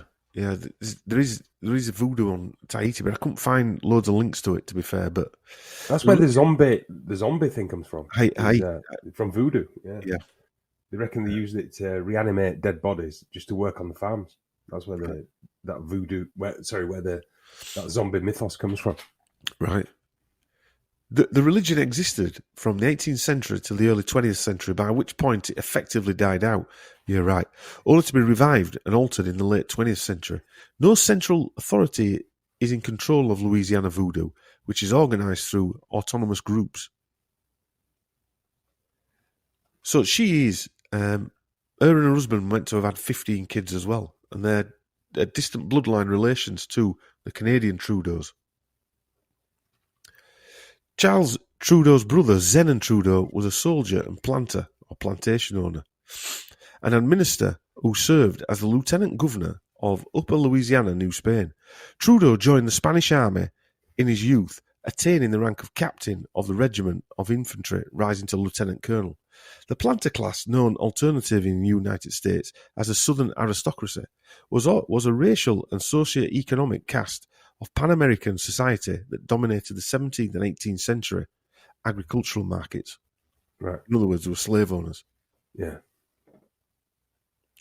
The Atlantic slave trade permitted planters to access the inexpensive African slave labour for planting and harvesting crops. Planters were considered part of the American gentry. Zen and Trudeau granted lands which would later be part of the state of Missouri to Joseph Conway and his family and to his friend Daniel Boone. That Daniel Boone was an American pioneer and frontiersman. He's quite a famous guy, isn't he? Whose exploits made him one of the first folk heroes of the United States. And here we've got a Trudeau giving him land. If you're a pioneer and frontiersman and a hero, you're probably an evil bastard, aren't you? That means you were going around murderising people who were already there. Yeah. I've always said for years, even like living in London, if there's a statue of someone, they were probably a twat. Do you know, it's true, isn't it? I mean, it's becoming more and more evident now. I mean, it's even a thing now, isn't it? Yeah. If there's a statue of you or a painting of you, you're probably a bit of a twat. I'm getting a gist, Chris, that you're not patriotic. Patriotic, stick it up your ass. Nelson's column up your ass. Yeah, there's no such thing as patriotism. There's right and wrong. That's it. Yeah, there's evil and there's been good and there's been nasty and there's right and wrong. Patriotism, fuck you. Sorry, no way. Yeah. Not buying that. Zen and Trudeau was the ancestor of Dr. Edward Trudeau and Gary Trudeau, spelled with a double R. Dr. Edward Livingston Trudeau was an American physician who established the Adirondack Cottage Sanitarium at Saranac Lake for treatment of tuberculosis. Try saying that. Is that the Dr. Livingston, I presume? No, Right. I don't think it is. No, it's just been called that right. for some reason. What an irony that tuberculosis or TB generally affects the lungs. And it can also affect other parts of the body. And you've got Trudeau opening a sanitarium to treat people. Most infections show no symptoms either. Ooh, sounds familiar. Yeah. In which case, it is known as latent tuberculosis. Right. Oh, right. Really? Fucking hell, I remember having a TB jab in 80s. Yeah. So if you've got no symptoms of TB, that you've got latent TB. Right. Sounds very familiar. You've got latent TB. I didn't even know that. Yeah. Sounds very familiar, doesn't it? Just a bit. Just a lot. The same card being played all those years ago. Probably. Dr. Trudeau also established the Saranac Laboratory for the study of TB, the first laboratory in the United States dedicated for the study of TB. He was a public health pioneer who helped establish the principles for disease prevention and control. Sounds very familiar. Trudeau organised the Saranac Laboratory for the study of TB with a gift from Elizabeth Milbank Anderson, a millionairess. One of Trudeau's early patients was author Robert Louis Stevenson. Right, drag a bit of fame in there. You've got Bill Gates, and then you've got fucking, who is it? Tom Hanks there as well, isn't there? Robert Louis Stevenson. Yeah, you have Tom Hanks there. Bloody hell, that is mental. Fact. That's like he's literally word for word. Word for word. Robert Louis Stevenson. Let's drag him out. We need him to, put his stamp on the TB vaccine. Now, the Trudeau Institute is an independent, not-for-profit biomedical research centre located on 42 acres and in 2012 receiving funding from the Gates Foundation of around about $220,000. It's not massive money, but big enough. Its scientific mission is to make breakthrough discoveries that lead to improved human health. In July 2020, due to their role in assisting the regional community during the 91 Divock pandemic, the Saranac Lake Chamber of Commerce honoured Adirondack Health and the Trudeau Institute as joint partners of the year. Bloody hell. I've not even read that bit, had I? My psychic. You don't need to, because you know where it's going. You just know where it's going. The dialogue, like you said, it's just repeated again and again, the same story. Over and over again. Yeah. The dialogue included a look at what role the Institute plays in global research into pandemic vaccines. Bloody hell. I mean, the TB jab was massive, wasn't it? Yeah. I mean, I don't know anything about it other than I had one. The story is that this Trudeau, this Dr. Trudeau, his wife died of pneumonia or TB. Right. And that's why I set this institute up. Of course you did. Of course you did. Yeah. Back in 2008, the United States Postal Service issued a 76-cent stamp with a picture of Dr. Trudeau on them as part of the Distinguished American Series, which is a set of definitive stamps issued by the US Postal Service, which started in 2000.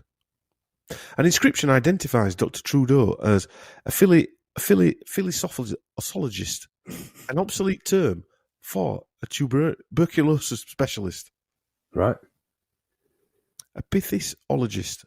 That's what it is. Pithysologist. Pithysologist. They just come up with these words, don't they? That just sounds like I'm a doctor and it's pithysologist. And the harder it is pronounced. Yorkshire, what do you say again? The harder it is pronounced, the more important they sound. Really. Yeah. The next US relation is Garretson Beekman Trudeau. Born in 1948, he's a Pulitzer Prize-winning American cartoonist, of course he is, best known for creating the Doonesbury comic strip. Trudeau is also the creator and executive producer of the Amazon Studios political comedy series Alpha House. Known as Gary, he enrolled in Yale University in 1966. Right at the time, Mr. Speedo Trudeau Sr. was meeting his young conquest with his Bobby Charlton comb over and his Sid James fag hanging out of his mouth. I remember as well, an American cartoonist. He would have had a lot of clout in them days, propaganda wise. I mean, not so much now, but then in 1948. And just going to you prophesizing the future type of thing here again.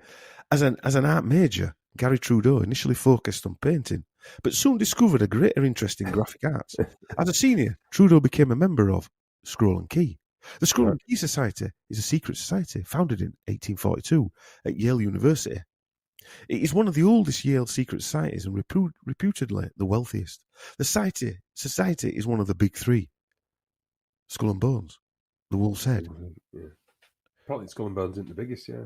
Yeah, the Scroll and Key is meant to be the biggest. But I mean, if he was in charge of, if he became a famous graphic artist stroke cartoonist, that is a lot of clout. That's like your modern day column writer, Netflix TV series. You know what I mean? That's full on propaganda, isn't it? It's again the writing of history.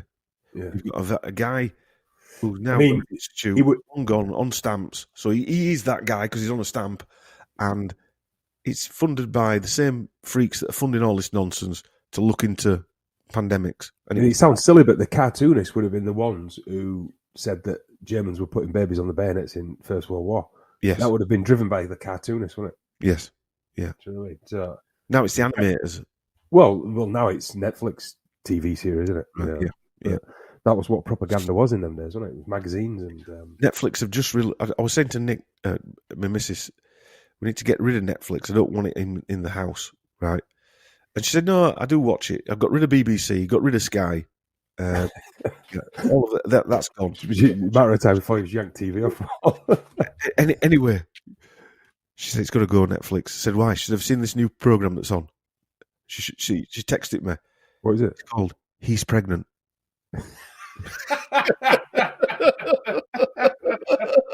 Oh God!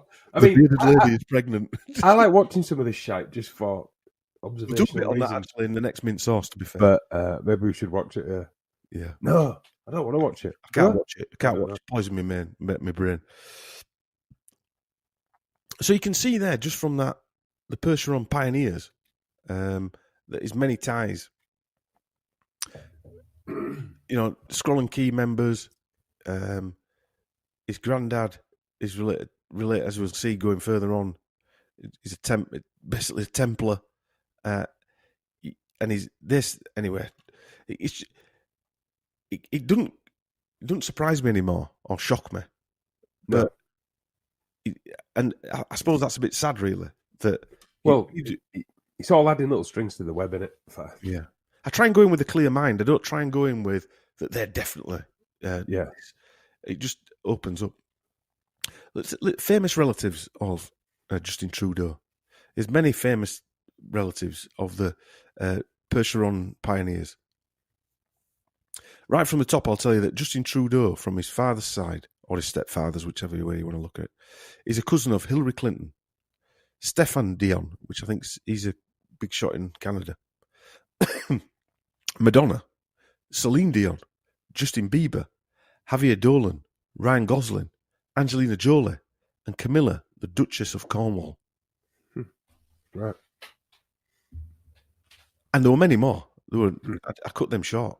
But I think Jim Carrey's related to him. Right. It's weird, isn't it? I mean, it just gives you that image that that percentage of whatever it is, 1 or 5%, or whatever it is, like I said, just operating in their own world. And we ain't got a clue. No. And we are literally the sheep. And it's a bit like, and you look at it and you think, we're only allowed to, some people probably squeak through and put their head above the manhole cover type of thing, but you're only allowed to rise so far until you have to sign that life away contract. Well, maybe it's not even about money, Fi. Yeah, money's got nothing to do with it. That's just left for us to see. It's not to do with money, as we saw with the the Huxley stuff that we're doing. The Huxley weren't wealthy people. I'm not saying they were poor, but they made so much difference to this world, more than any of these people, more than Justin Trudeau and his dad put together, and Johnson. Brave New World has changed the world, the perception of the world, hasn't it? But anyway. Or is it the fact they're making us read it over and over again? All these school kids read it, so that then we visualize it, and then it comes into fruition. Yeah. Is it that? I don't know. Well, yeah, because again, it's the spell scenario, isn't it? They're casting the spell, and this is what we want. So we put it out there. Every kid at school reads Brave New World in 1984, and therefore it comes into fruition because they've casted that spell already. Right, we're back. We just had a bit of a break. And we're at the hour and a half mark now, and we're just about to head into Margaret Trudeau's lineage. Her father, as I mentioned, was Sinclair, and her mother, her surname was Bernard. But before we do that, I just want to mention, I put a couple of videos on our YouTube channel of Margaret Trudeau, just to give you a flavour of who she is and what she was. Did you watch them, Chris? I don't know if you. No, I haven't watched them yet. No.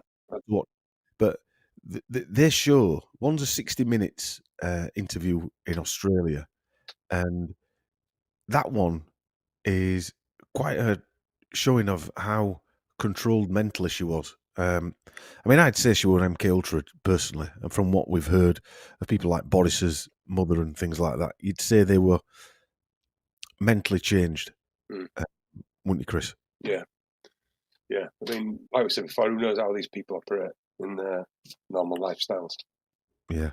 Well, I mentioned that the colour red and roses and flowers run through this whole Trudeau story. Well, in that video, she says something else, which I pulled on straight away when I watched it. When I mentioned it to Chris, he jumped on it straight away.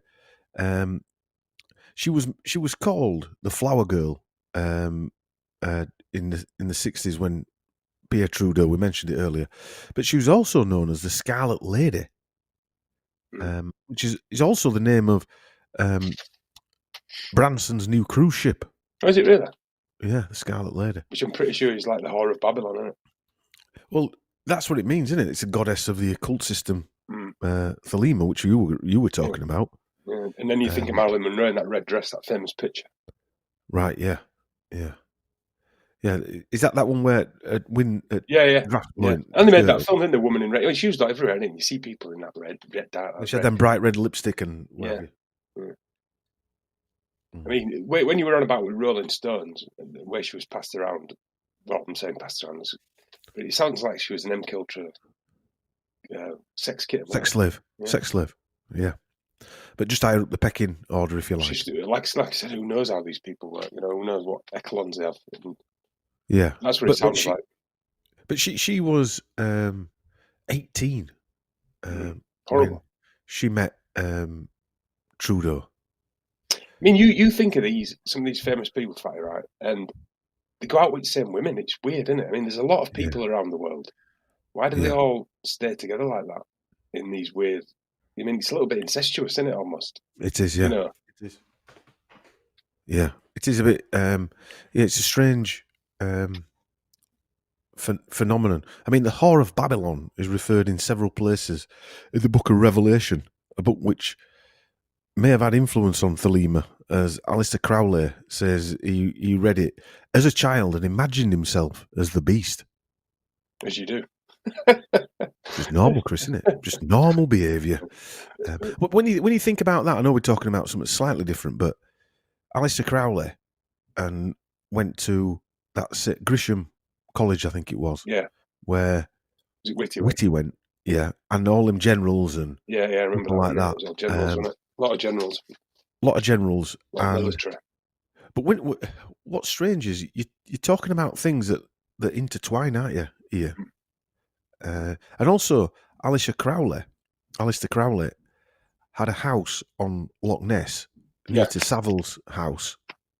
Yeah, you said that. Loch Ness were a serpent, if you like. It might have been mythical, but a serpent.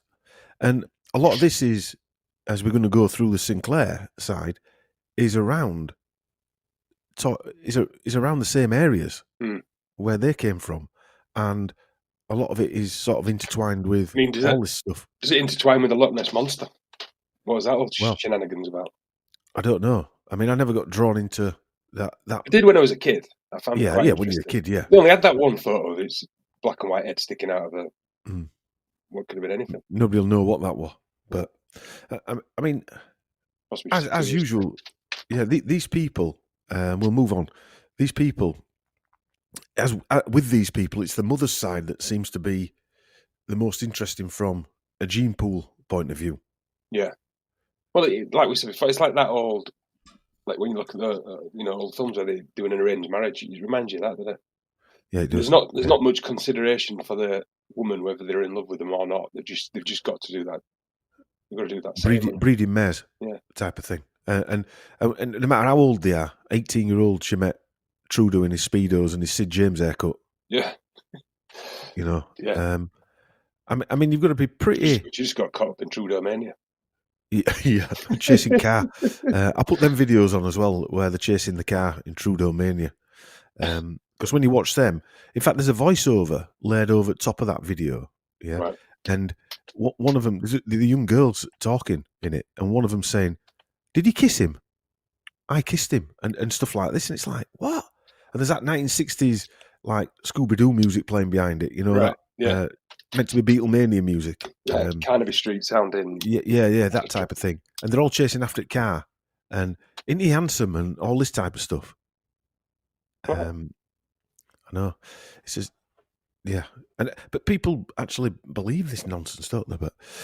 And Trudeau, with regards to his mother's side, is no different.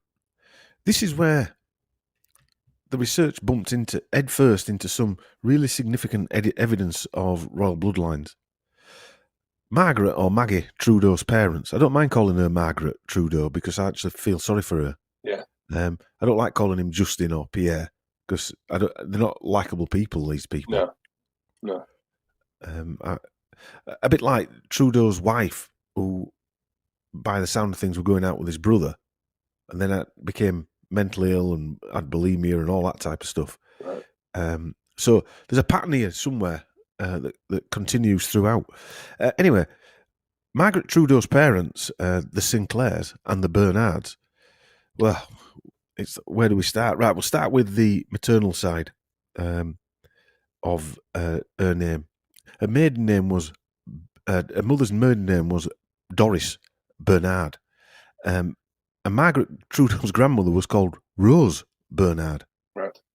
So this is the start of this flower type scenario in her life. The Bernards were descendants of colonialists in the Straits settlements of the Dutch East Indies and British Malaya, nowadays respectively Singapore, Indonesia and Malaysia. Francis James Bernard from London, English-born to an Anglo-Irishman whose great-grandfather was Arthur Bernard. He was a member of the Irish House of Commons for Bandon Bridge and brother of Francis Bernard, Solicitor General for Ireland.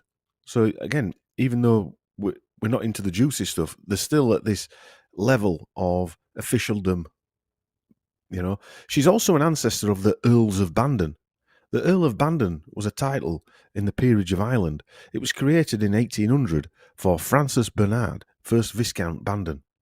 He had already been created Baron Bandon of Bandon Bridge in the county of Cork in 1793.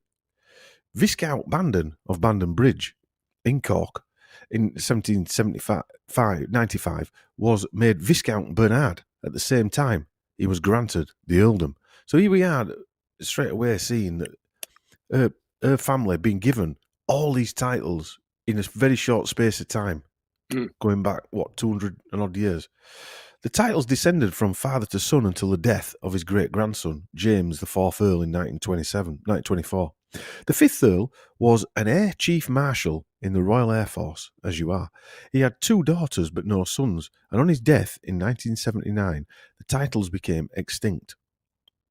Francis Bernard, the great-grandfather of the 1st Earl, was a lawyer and politician, while Francis's younger brother, Arthur, is the 7th great-grandfather of Justin Trudeau. Francis James Bernard was founder of the Singapore Police Force in 1819. The Singapore Chronicle, the first newspaper in Singapore, and the first to cultivate a coconut estate in 1823. So they're probably slave owners again. So his great-grandfather set up the police force in Singapore, again going back to that Jordan Maxwell thing.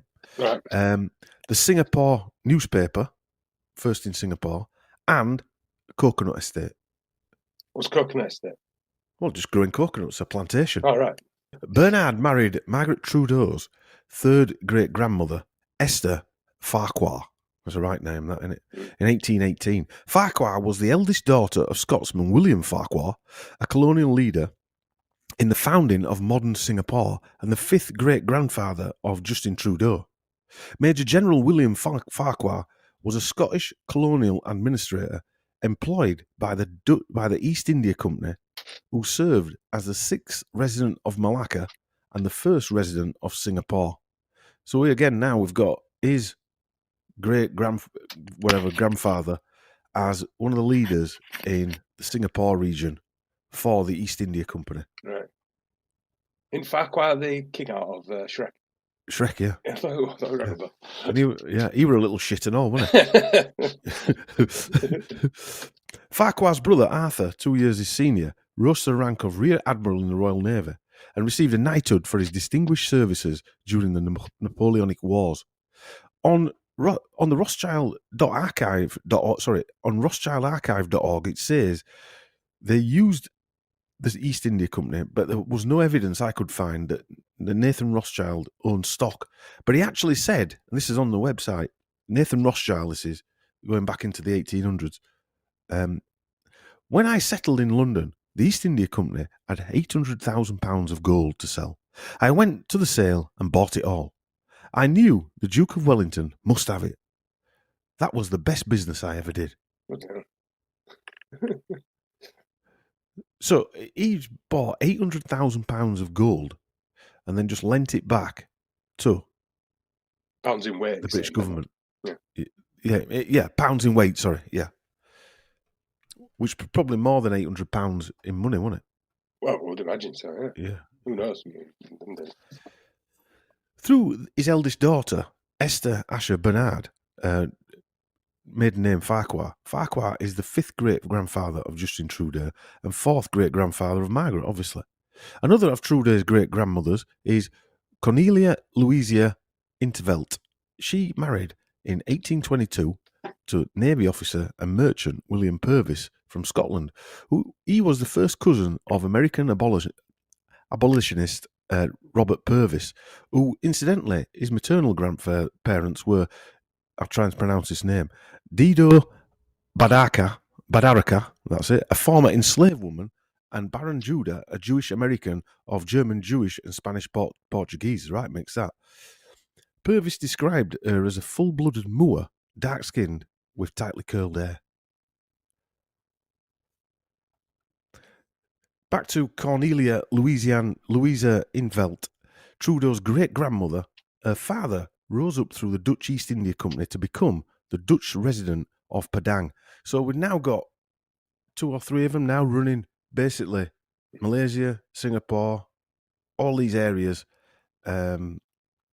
for the Dutch East India Company, the British government, and probably the Rothschilds. Her maternal grandmother was an Ono Nia Rani, a term covering every rank from the chieftain's daughter to princesses from Sumatra and Indonesia.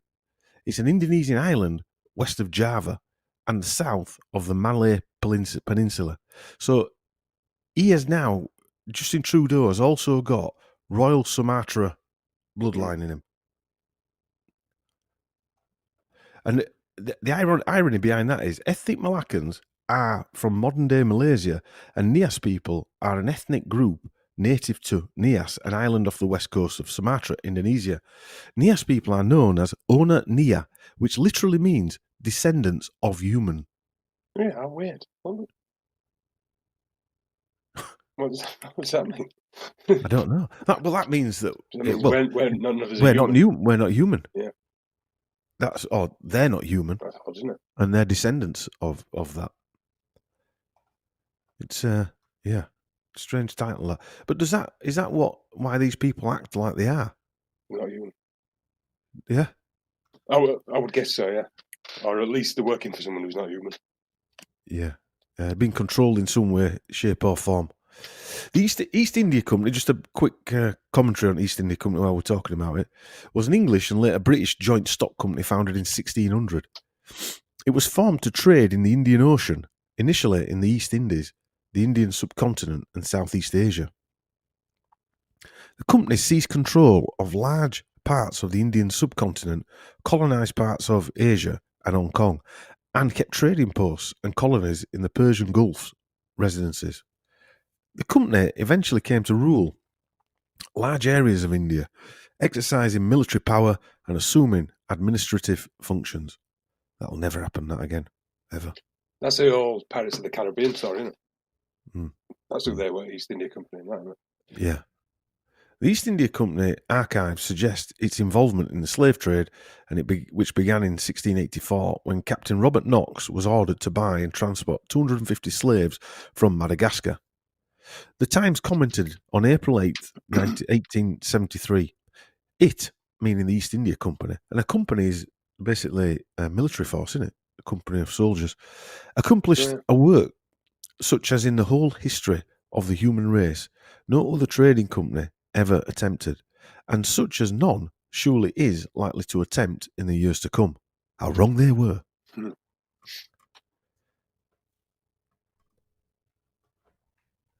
So we're now into the St. Clair's, and the St. Clair's, or Saint Clair, not Sinclair. Margaret father, James Jimmy Sinclair, I can't say that without thinking of doing it in a Scottish accent, was Liberal member of the Parliament of Canada and Minister of Fisheries and Oceans. The Liberal Party of Canada, their logo is red. James Sinclair was a member of the Queen's Privy Council for Canada. He was also a Canadian politician and businessman. He is the maternal grandfather of the current Prime Minister of Canada, Trudeau. Sinclair was born in Crossroads, Grange, Banffshire, Scotland. And the word crossroads has a significant meaning and is definitely an encoding of Mercury. I'm going to come into that later on.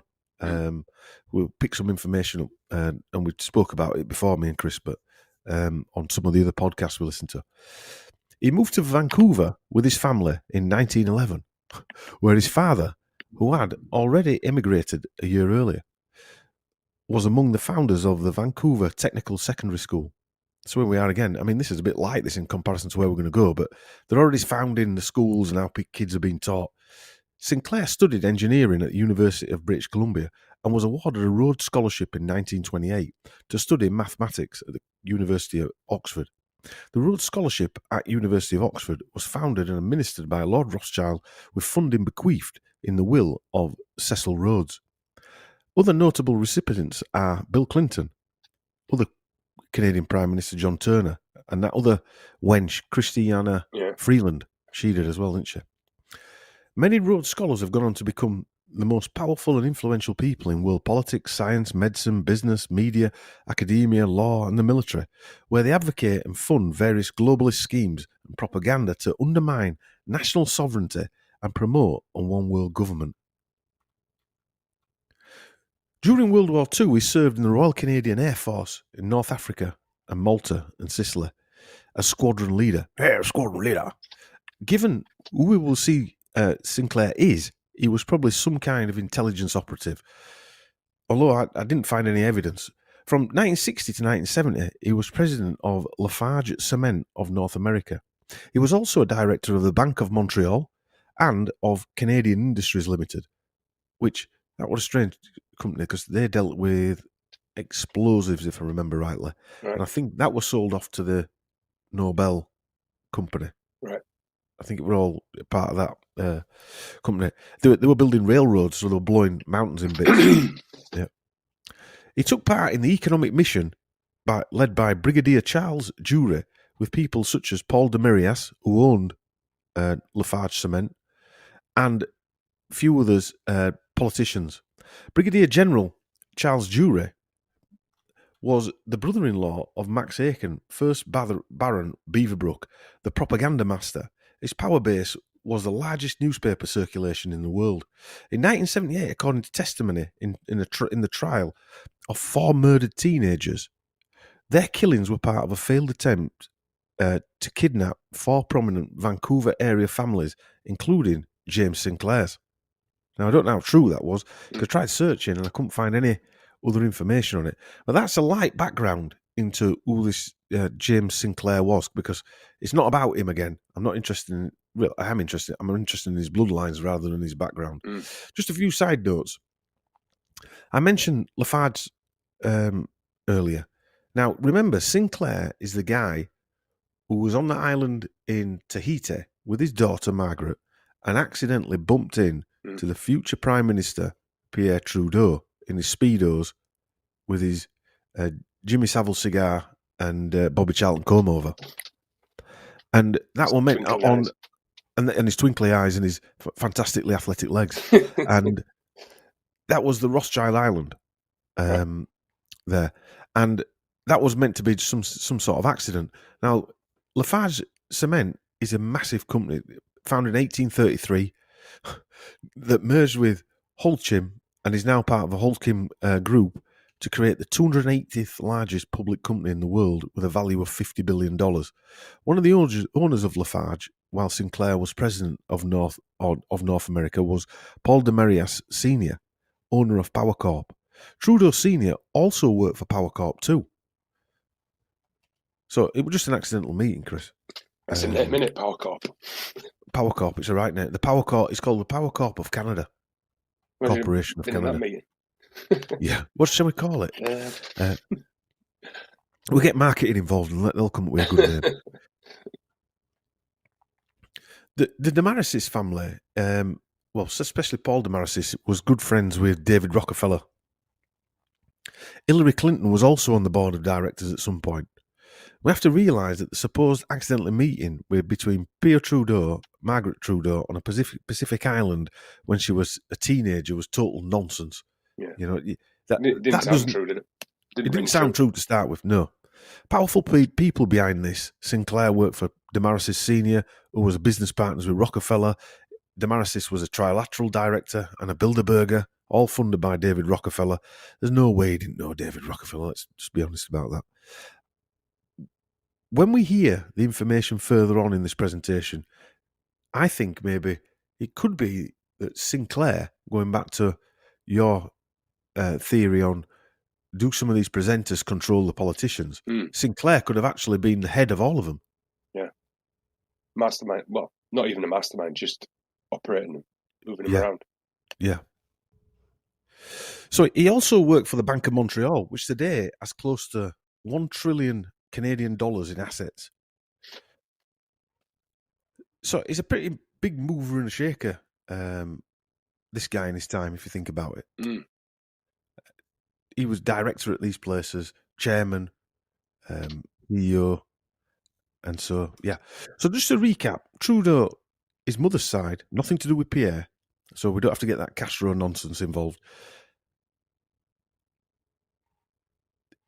The Bernard side, which was Margaret's maternal ancestry, had a decent lineage, but this lineage is Sinclair lineage, is now where we get into the real nitty-gritty of why I got a bit excited for the last month or two of finding all this information and putting it together. So where we're going next is where you'll see the real reason why this guy is Prime Minister now, in my opinion. Right. And some of this research is brought together from various genealogy searchers, blogs, books like Fritz Springmeyer's, William Cooper's book, Behold a Pale Horse, even Wikipedia, and some mainstream media news stories as well. It's just quite shocking when you see it all there in plain sight, but it's in bits. It's not, there's a bit here about that and a bit here about that. Right. So when you put it together, you realise that there's a big chunk missing. So if you want to go for a toilet break, I'd press pause if you're listening back to this now. Go grab a brew, go to the toilet, pour a glass of wine, and continue into this next part, because we're only just about halfway through this whole thing. So, and we're coming to the main part of it. What gets me is, Chris, that it seems to be that we're living some kind of replay of events over and over again, where the same families are brought back in time and time again to play similar roles over the same pattern for the same outcomes. I can't help thinking of, what is it, Sir Clive Sinclair? Well, I come on to that because there are a couple of names in here in the Sinclair bloodline that you'll think, oh yeah, and obviously the normal names like the one you've just said. Well, Sinclair made the first home computer fighter. That's a pretty big deal, isn't it? Well, it's a pretty big deal, and he was the first really starter of the eco car, wasn't he? The electric car, yeah. Sinclair C5. But the Sinclair Spectrum computer was literally, I had one. It was the first computer in your house that went in. He took his fingerprints off playing Commando or whatever it were called. First affordable computer, wasn't it? That and the Commodore 64. Yeah, it was. It was. And there's another one, Mark Sinclair, who you won't know. Right. What did he do? Vin Diesel. All right. Is that his real name? That's his real name. I thought his name was Mr. Diesel. Yes. Unleaded. As his dad's called. So we come to the important part of this research, the bloodline of the Holy Grail. Everything we are seeing and experiencing today seems to be part of this ritualistic repeating pattern, although we're all being probably reset as well at the same time.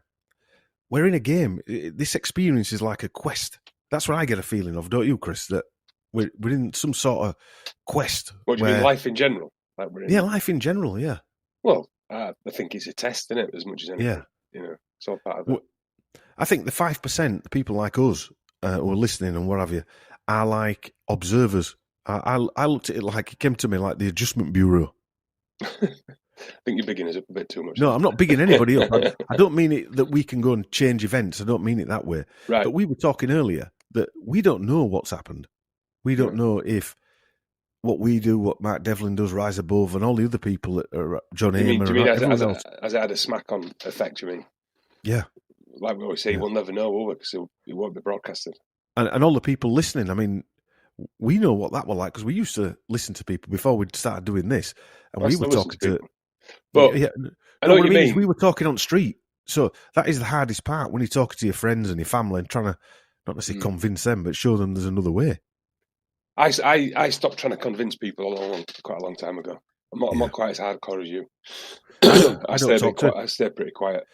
I don't stay quiet. I'll drop things in. I don't try to convince people anymore. I definitely don't get annoyed about it. No, I don't get annoyed about it. No, I haven't got annoyed about it for a long time. No. I mean, through the last 2 years, I think a lot of people have grown up in one way or another, haven't they? Yeah. Or learnt a lot at super speed, because you've had no choice. Yeah.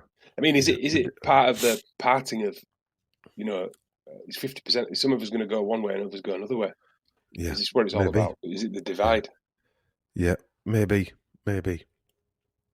Anyway, the Trudeau Sinclair bloodline, or to give it its correct name, the Saint Clair, or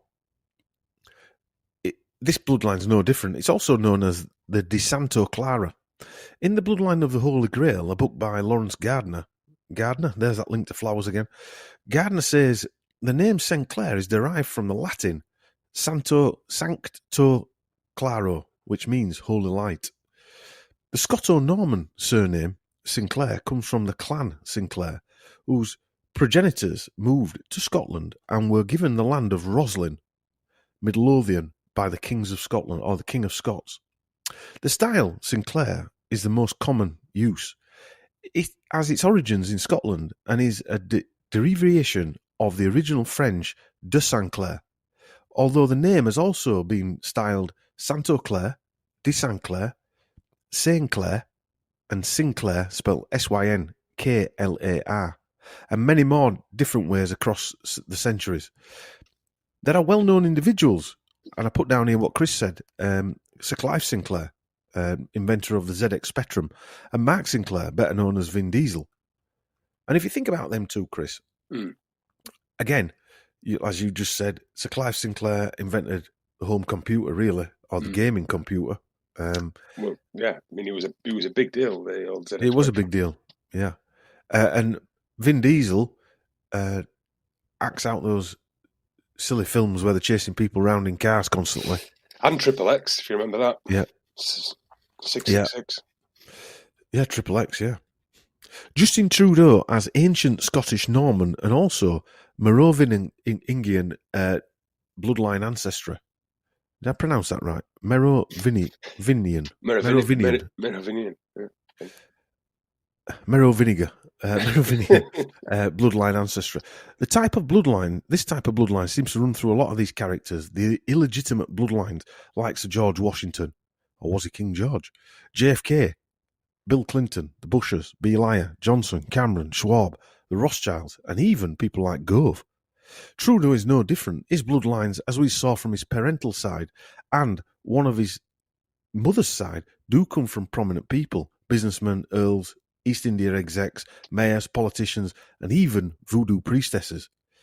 Him coming to power at this moment, along with all the other current WF global leaders who were young leaders at one point, cannot have happened by chance. The odds of that and him being related to all these people is just not possible at all.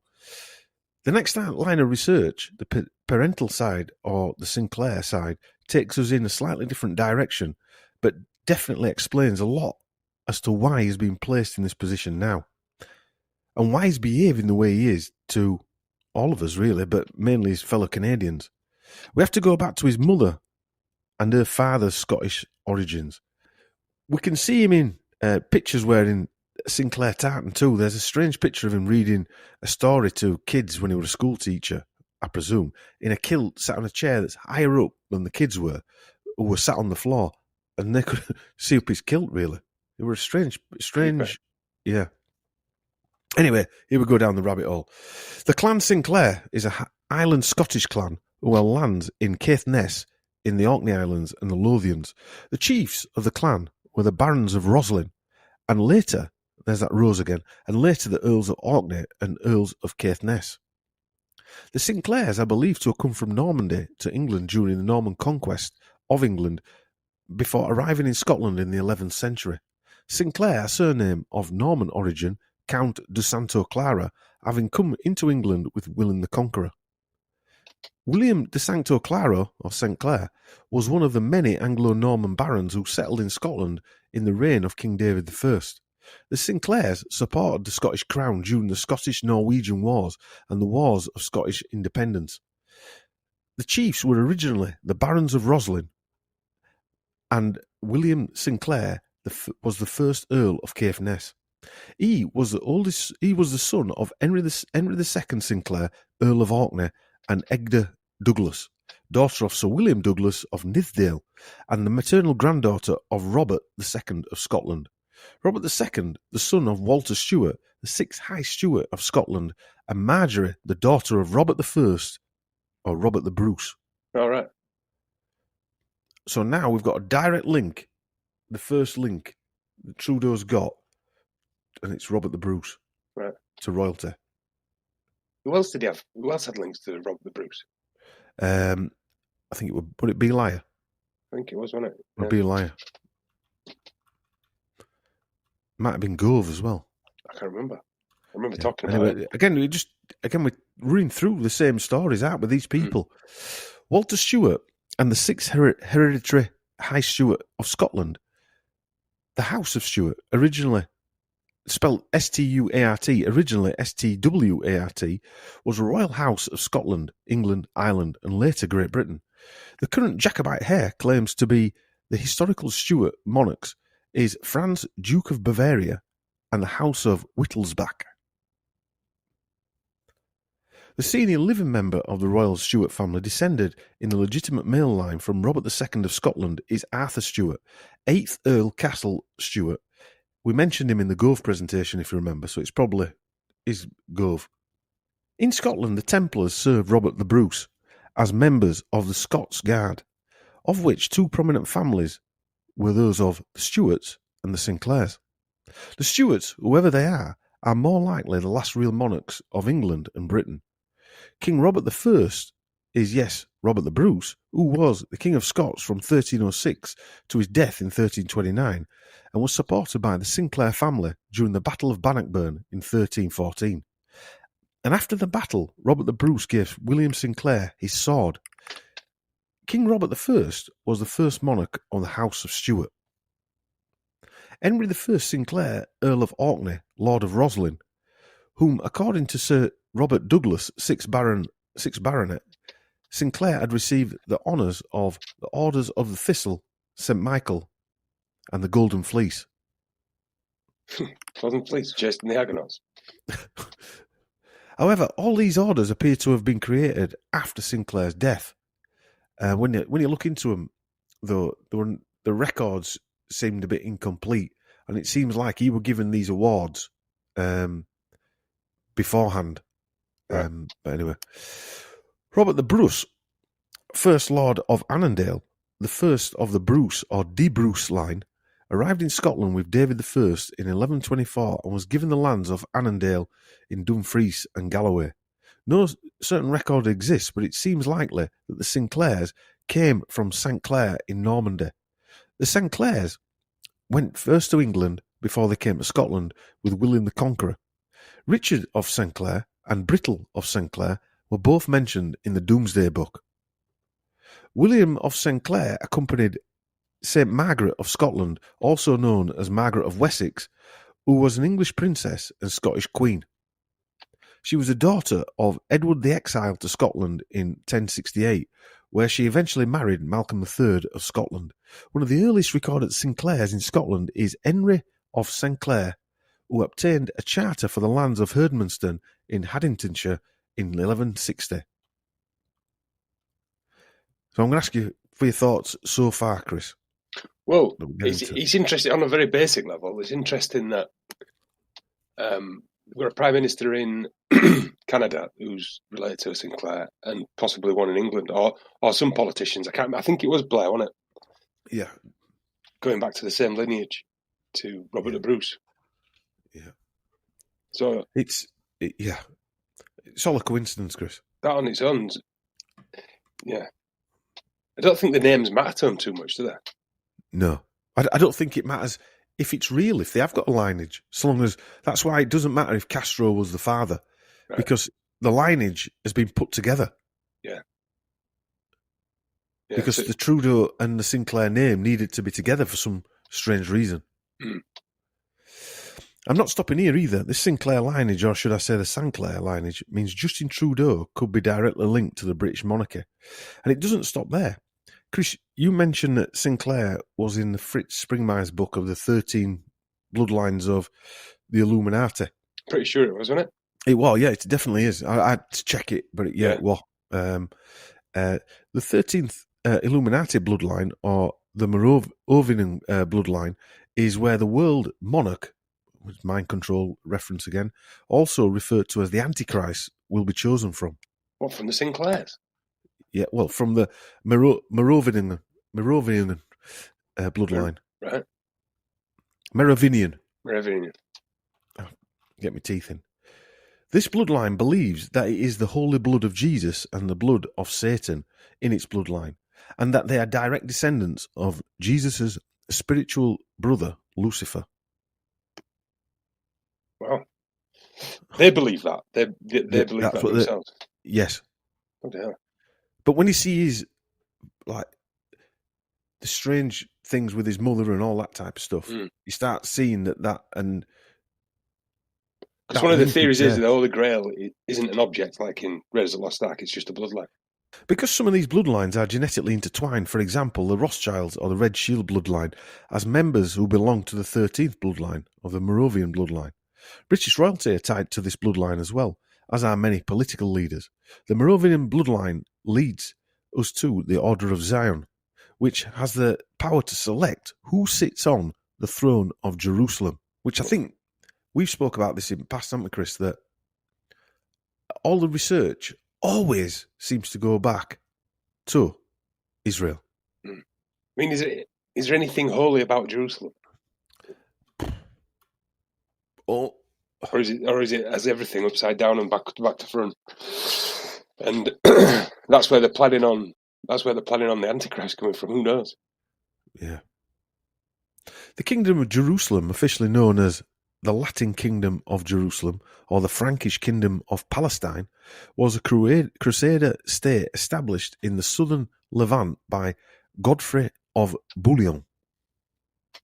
Even after the Crusader states ceased to exist, the title of King of Jerusalem was claimed by a number of European noble houses descended from the kings of Cyprus and the kings of Naples, and is claimed by the current King of Spain. The Kingdom of Jerusalem was established in 1099 after the first Crusaders overtook the city in an attempt to restore an heir to the Davidic bloodline. The Davidic line, or the House of David, refers to the lineage of the Israelite king. David, through texts in the Hebrew Bible and the New Testament, and through the succeeding centuries. In Judaism and Christianity, it is the bloodline from which the Hebrew Messiah has a real patrilineal descent. The Christian Gospels claim that Jesus descends from the Davidic bloodline and is therefore the legitimate Hebrew Messiah. Jerusalem means city of peace. Jerusalem is often called Zion. Mount Zion is the hill on which the fortress of the city was built. Jeru means gift of God, and Salem means peace. Salem always reminds me of witchcraft, if you ask me, in the colonial Massachusetts area. In the year 1220, Marie de St. Clair became the Grand Mistress of the Priory of Sion, a post she held until her death in 1266. Marie de St. Clair's blood lineage starts way back in the 1100s when Richelieu, the daughter of Henry the Holy and the sister to Henry II, married French nobleman Richard Robert de Chaumont. The estate of St. Clair-sur-Epte being her marriage dowry. Marie de St. Clair was born in 1192 to parents Robert the Earl of St. Clair de Chaumont and Isabel Levis. Also a descendant of Henry de St. Clair, the Baron of Roslin in Scotland.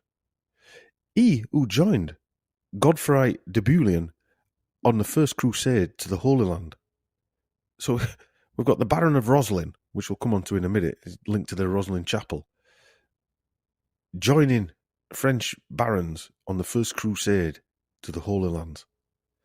Arnauld de St. Clair, Marie's grandnephew, became a French Knight Templar and joined his French cousins fighting alongside William Wallace and Robert the Bruce for Scottish independence. Gerolf de St. Clair, a French Knight Templar, assisted in the removal of Templar treasure from Paris. You just think though, don't you, Dom, that look at what they can do now with history. They could just make all this up. Well, is this real? I don't know. Yeah. But what we're documenting here, like we always say, it doesn't matter, does it? Someone wants it out there. Well, they either want it out there, and they want us to believe that this is real, right? Or it is real, and it doesn't make it any more or less important, because if they believe that this is real, if that's what they're nailing goats for argument's sake, because this is real in their mind, then it is real, isn't it? Yeah. Because if they say Satan's real, it's Hollywood, isn't it? It's Hollywood. One thing you do think, colour, all this stuff, all these like ritualistic stuff they're doing, they could get away with then more than they could now. I mean, they could execute their plans a lot easier, I would imagine. If you know what I mean. Well, I would say they can and they can't. I reckon there's two sides to that, because I reckon they'd be quite a lot easier to revolt against this lot back then. Yeah, they've been maybe a bit more scared, but I don't know, they've had a bit more of Queen and Country and all that nonsense, wouldn't they, behind them? They've been a different. You can imagine it was a different world, can't you? But what I mean is, if they wanted to wipe someone out, it'd have been quite easy. But he's now. We're now seeing that. If you think about that island that had that Grand Lodge on it, the Saint-Clair lineage. She was the Grand Master of the Priory of Sion, and now another descendant, Jean de Saint-Clair, descendant of hers, by way of her brother's son, followed her in the footsteps, becoming Grand Master of the Priory of Sion from 1351 to 1366. The Priory of Sion's origin are far less clear-cut according to which information you have. It was either instituted before the demise of the Merovingian dynasty in the 7th century AD, or it existed only from 956 or 911 as a natural successor to Order of Sion. The Order of Sion was the earliest of the organisations and does indeed date from the 7th century AD. The priory was founded with one objective, to restore the Merovingian house to the throne of France and indeed the continent of Europe. Like its progeny, the Templars, the priory had its Grand Masters. They, amongst others, included Jean de Saint-Clair, Leonardo da Vinci, Nicholas Flamel, Robert Flood, Robert Boyle, Isaac Newton, Victor Hugo, Claude Debussy, Jean Cocteau, and many more. Recently, Pierre Plantard de Saint-Clair, he was part of it. The Masters of the Priory all take the name Jean or John, which reflects the name that John the Baptist, and not Jesus Christ, was the true Messiah. Right. So that's something else that's inverted, really, isn't it? If you think about it.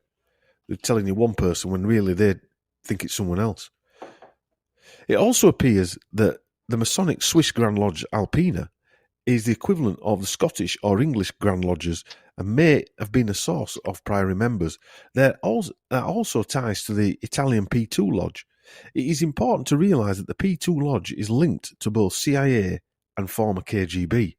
It had its agents in high positions within both the Italian government and the Vatican. It is also linked to the ultra-conservative Knights of Malta and Opus Dei, God's work, within the Vatican itself. And Opus Dei were Le Cercle. Is that written on the banknotes? English? It's on the coat. It's on the coat of arms, isn't it? The British coat of arms, I think, isn't it? Is it? I know it from somewhere. Opus Dei. Yeah, it is. Yeah, it is. Yeah. Of these Grand Masters, it's obvious that there were a number of them that favoured strong scientific and alchemical school beliefs. It is known, for example, that Flamel translated the text of the Abra Melin ritual. This is the same ritual allegedly performed by the notorious occultist and magician Aleister Crowley at Boleskine House on the shores of Loch Ness. Boleskine House was once owned by Jimmy Page of Led Zeppelin. In a recent Netflix Jimmy Savile nonsense, one video presented him at the shore of Loch Ness. I think that were in the 70s. Right. You said you just watched the first one, didn't you? We'll talk about that in a mint saucer. Savile owned a house in Glencoe, which is near Loch Ness. The Loch Ness monster resembles a sea serpent, just like the Mercury symbol on the World Health Organization. Right. Priory documents allude to Le Serpent Rouge, Red Snake, another Mercury link, or the Roslin or Roseline, which is a north and south meridian drawn through the Paris Observatory. Can we surmise that then George Bush Sr., Sir Henry Kissinger, and even people like Stanley Johnson, who has admitted he was or is MI6, all work for the Priory of Sion? if you look at a lot of the intelligence work, it's very occultist, isn't it? Oh, When yeah. you think about what they do, Shrouded. they tell you that they're protecting you, when in reality they're looking at you, Yeah. watching you. You know, Yeah. it's I think the we've same. said before. I mean, you look at James Bond. He's a bad guy, isn't he? Yeah, He he's goes a around mass shooting murderer. people who he wants. Yeah. Yeah. Yeah, and who was it? Stanley Injured. Johnson admitted that he was approached by MI6 in the 60s. Right. Which says he were MI6, doesn't it, really? And if it contains KGB officers, does this include Putin? Or what about Alexander Yakovlev, former ambassador to the USA to Canada, of the USSR, sorry, to Canada, who the second son of the Trudeaus was named? Remember that Russian ambassador? Yeah. Who Sasha or Alexander, Trudeau, the second son? Right. He was named after him. Right. Oh, yeah. If the Roslin or Roseline is extended on a map, it passes through the Roslin Chapel in Scotland. It is almost certain the significance of this is spiritual, rather, as ancient edges and sites of worship are usually close to ley lines. Lomas and Knight, authors of the Hiram Key and the Second Messiah, attribute the name Roslin to the Gaelic roots of Ros and Lin, representing knowledge through the ages. It is also possible that the name derives from Roseline. The significance of Rose, the sub Rosa, is not accidental either. It has traditionally represented knowledge since the Middle Ages. The Rosicrucians exemplify this use, and the Templars do as well, with the emblem of the cross pate. Cross pate. In fact, the entire mystery is awash with rose and esoteric symbolism. And that's really why, I mean, I think in our modern day lives, we don't realise how important this satanic symbolism is, do we? Well, the rose, the red rose, well, Yorkshire's red rose, isn't it? So, my daughter went to what we call New Direction, and she went to one of the guys' concerts the other day, right? Louis Tomlinson, and she asked to buy one of the T-shirts. I don't know. Oh, I saw that picture. And the T-shirt had on an eye, yeah, the checkerboard floor, yeah, and a black cube, and it was almost all in a pyramid shape, wasn't it? Yeah, all in a pyramid shape. Yeah, and it's just all around us. In Hellenistic and later Roman mythology, roses were associated with secrecy because Cupid gave a rose to Harpocrates, the Hellenistic silence god, so that he would not reveal the secrets of Venus. This is inherited in later Christian symbolism, where roses were carved on confessionals to signify that the conversations would remain secret. Sub rosa, New Latin for under the rose, denotes secrecy and confidentiality. The rose has an ancient history as a symbol of secrecy. This is similar to how the Chatham House rules operate. You remember we went through that Chatham House rules? Yeah, was it the Chatham House rules? Whatever's talked about in there is not allowed to be discussed outside. Yeah. The participants are free to use information received, but neither identify nor the affiliation of the speaker, nor that any of the other participants may be revealed. The European Central Bank sometimes adopts the Chatham House rules. The events have unfolded in the 21st century. You know, I read an article in news where they came up with some changes in the European Central Bank, and that they didn't have to talk about them because they used the Chatham House rules. Why do you need to make that up, that Chatham House rule thing? That means they can all get together in a room, discuss what they're going to do. It doesn't matter if someone dies or whatever happens, and then just walk away and no one gets blamed for it. This is how they're getting away with it, Chris. Yeah. Why do you need to invent the Chatham House rules? Because they're lying bastards, that's why. Simple as that. It appears to me that the dark side and their loyal minions are winning. But like we say, you'll never know if they're winning or not, would you? No. No, we won't, because I think we have had a win. I think we have been knocked back. I don't think they'll stop trying, but I think there was a knockback. And now 90% of people just think, oh, it's fine, everything's gone back to normal. I don't have to wear my mask in Tesco's anymore. Yeah. I don't know. I think we've see differently, don't we? Well, we always have done. We were on about this. We've always seen differently. Yeah. The past 2 years, 3 years, whatever nonsense, just made you realise you were kind of right all along. Yeah. Yeah. Yeah. The Merovingians are said to have set up the Catholic military order called the Knights Templars. Here's an excerpt from a couple of blogs on the subject. Jewish elders feared a Roman invasion led by Titus would plunder the Holy Land and seize their priceless treasure, which included the Essene and Kabbalistic scrolls. How right they were, for the Roman general and later emperor Titus' son of Emperor Vespasian campaigned in Judea, where he besieged and almost destroyed Jerusalem in 70 AD. The Jewish elders hid their treasure and fled to Europe, where many married into noble families. 24 became patriarchs, or known as the Res Deus families. Hundreds of years passed, and the secret location of the Jewish treasure was passed down through the families until the First Crusade. Knighted members of the Res Deus joined the Holy Warriors with dual purpose, defeating Muslims and recovering family treasure. I mean, how much of that's true, I don't know. It sounds like just some tall story to me. Ridley Scott made a film about it. Yeah. Kingdom of Heaven. That's what that's about, isn't it? Right. Yeah. And it sounds like to me that you took that off. We've hidden it there. That were ours, and we're coming to take it back. In other words, we're just going to steal it off you. Yeah. Just an excuse to go and rob everyone. The 4 trunks of treasure, and there's a reason why I'm saying this, because this is probably the story of the Knights Templar, why they were set up, and why the Sinclair name is so important. The 4 trunks of treasure resided in Kilwinning for many years, I don't know where that is, before being moved to Roslin Castle near Edinburgh, home of the Sinclairs. The Sinclairs were one of the Rex Deus families, and legend has it they became entwined with the Knights Templar when Catherine de Sinclair married Hughes de Payne.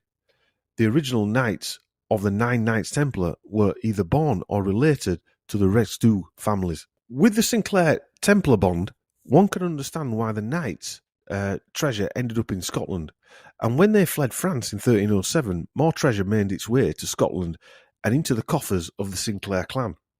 When fire broke out, seems to always fire breaks out at these castles and stuff, doesn't it? Fire broke out, at the Roslin Castle. 4 trunks of the Templar treasure were moved to the Roslin Chapel. Roslin Chapel's construction is a copy of Solomon's Temple. The Holy Blood and the Holy Grail, the Priory of Sion, was formed with the express purpose of restoring the deposed Merovingian dynasty to the throne, as I said, of France. This was also achieved by means of the specially appointed Res Deus families. The Sinclairs, the builders of the Roslin Chapel, were one such family. According to some revisionist historians, the Res Deus, Latin for King God, bloodline, is the European branch of the descendants of both the high priest Aaron and King David of ancient Israel. So, the Merovingian bloodline, which is supposed to be the Satan bloodline, basically. Is that what you said? Yes, that's what it's saying. Put himself back into France and throughout Europe. Yeah. Nice. Regarding the Knights Templar, are the bankers of today an example of their descendants? God's bankers, the Swabian Agenda, Le Cercle, Knights of Malta, Skull and Bones, CIA, etc., etc. Knights Templar, a wealthy and powerful fighting unit of the Crusades with special rights and privileges. How many bankers go to prison ever?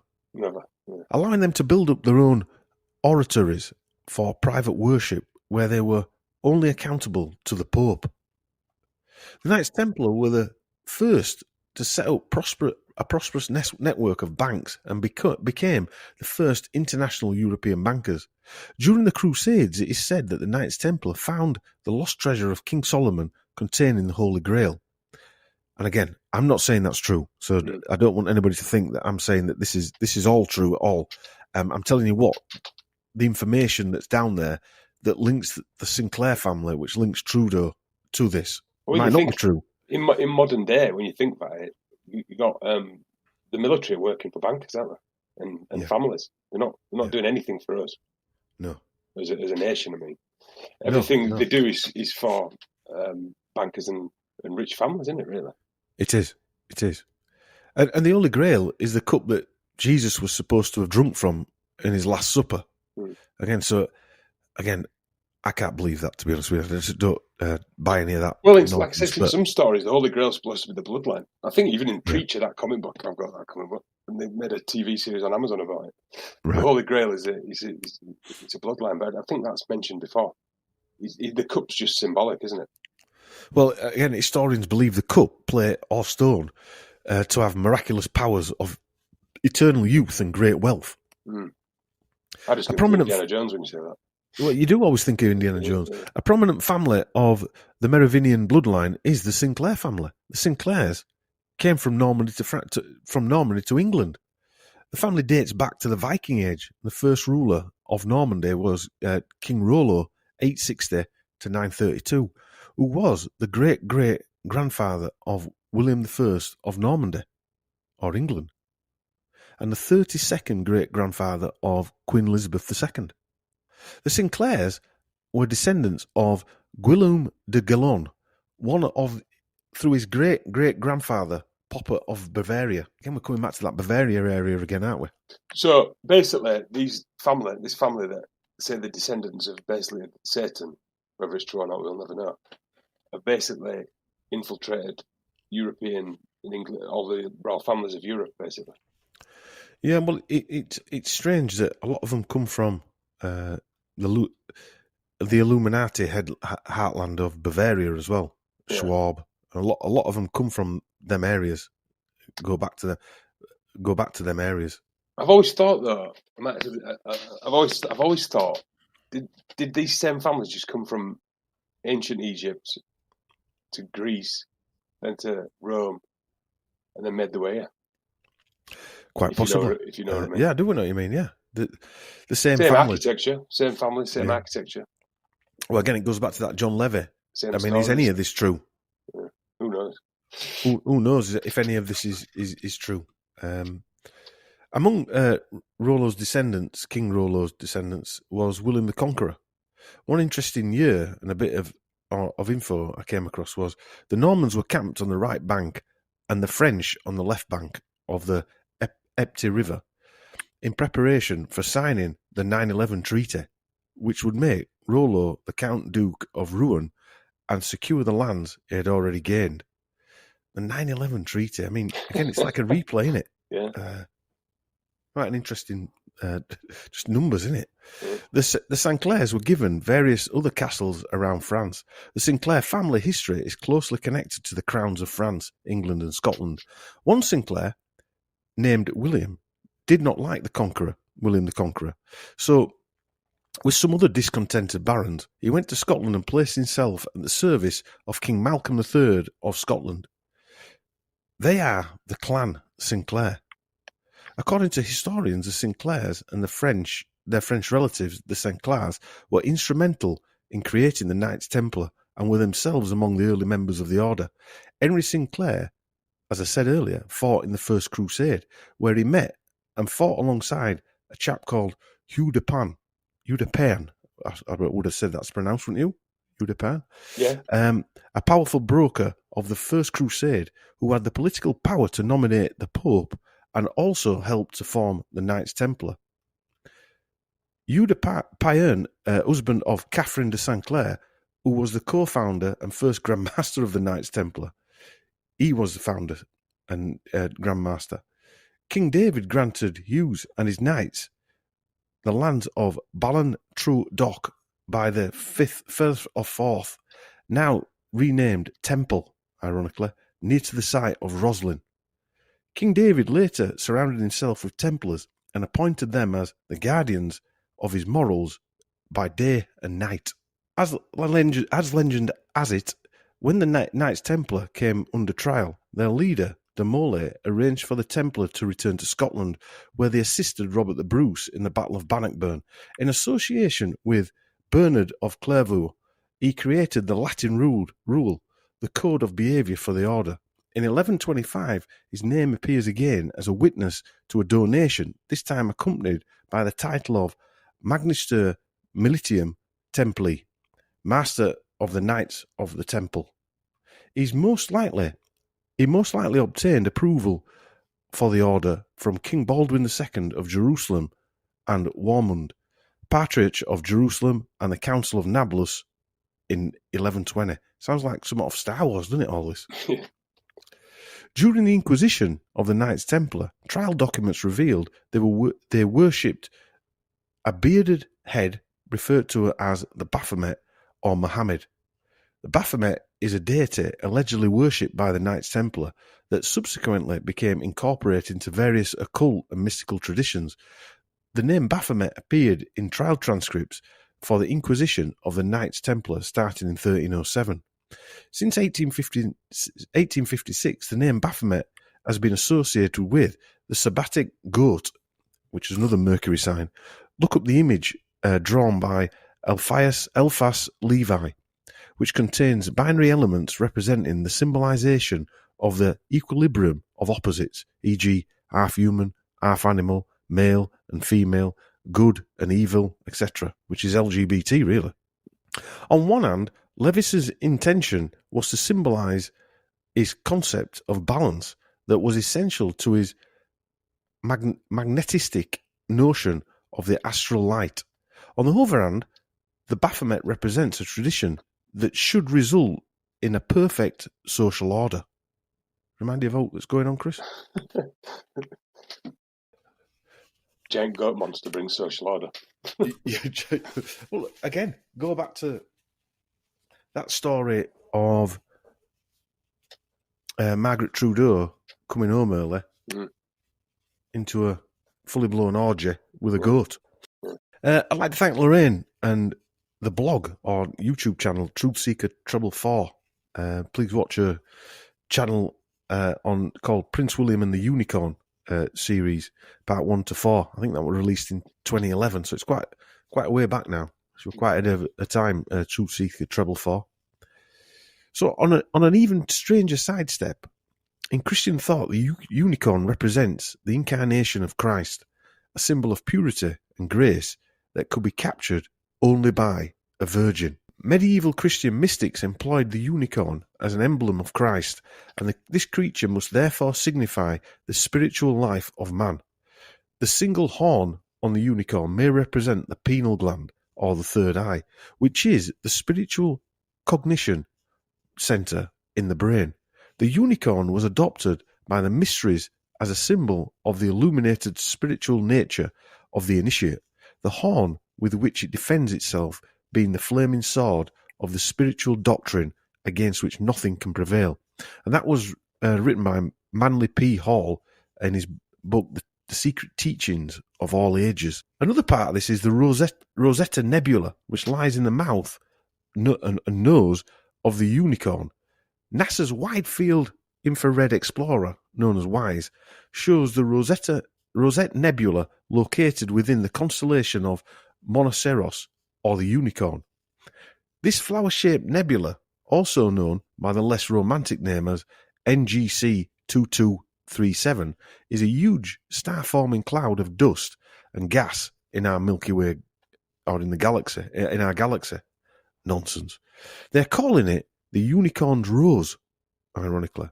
The unicorn, and still is, the emblem of Scotland, the House of Stuart, is also known as the House of Unicorns since at least the 1300s. Why have they brought the unicorn back? I mean, when we were on about this the other day, I was just upstairs and children's stuff, clothes, pajamas and whatever, all covered in unicorns. Is it a symbol of the LGBT movement now? Yeah. Rainbows and unicorns. Rainbows and unicorns, yeah. But everything's got a unicorn on it. I mean, I when we were talking, I was stood in my nipper's bedroom and I counted about 15 things with a unicorn. I think people have bought for it. I've always found it creepy how much it's very creepy. Recently, in the last couple of years, they've just been put on everything. Yeah, it's very strange. Yeah. It is very strange. It's for a reason. There's a reason there.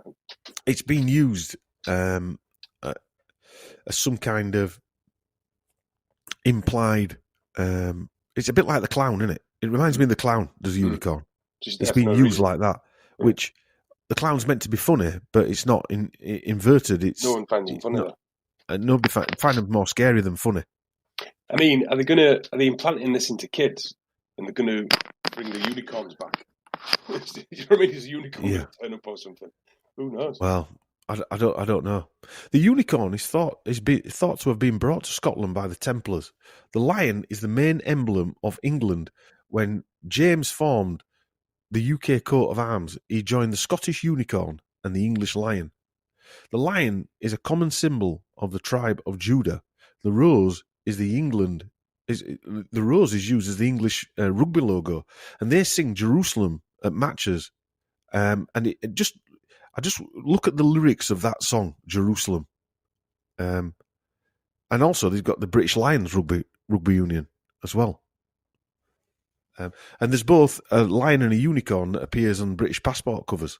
Isn't that they're on England shirt, 3 lions out there? Yeah, 3 lions are on England shirts as well. Even I knew that. Mount Hermon is the place where the Watcher class of fallen angels descended to Earth, apparently.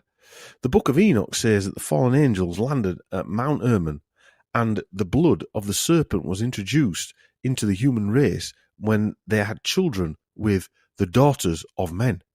The Nephilim and the giants of old were the result of this union. Mount Hermon has been known by many names.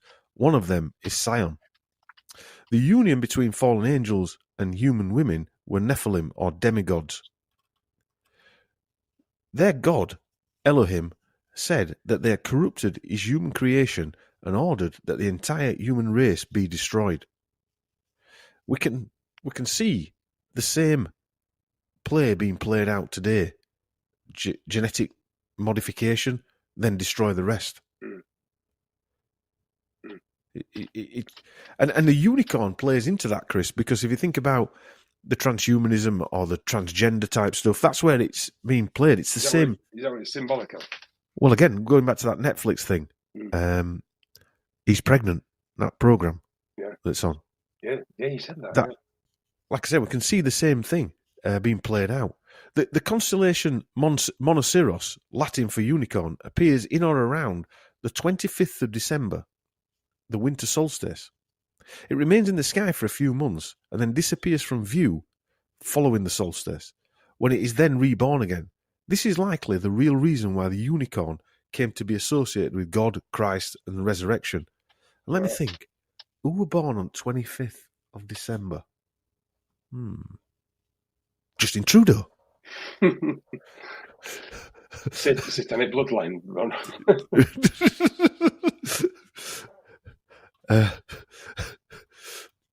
Is it me or am I reading too much into it, Chris? You're always reading too much into it.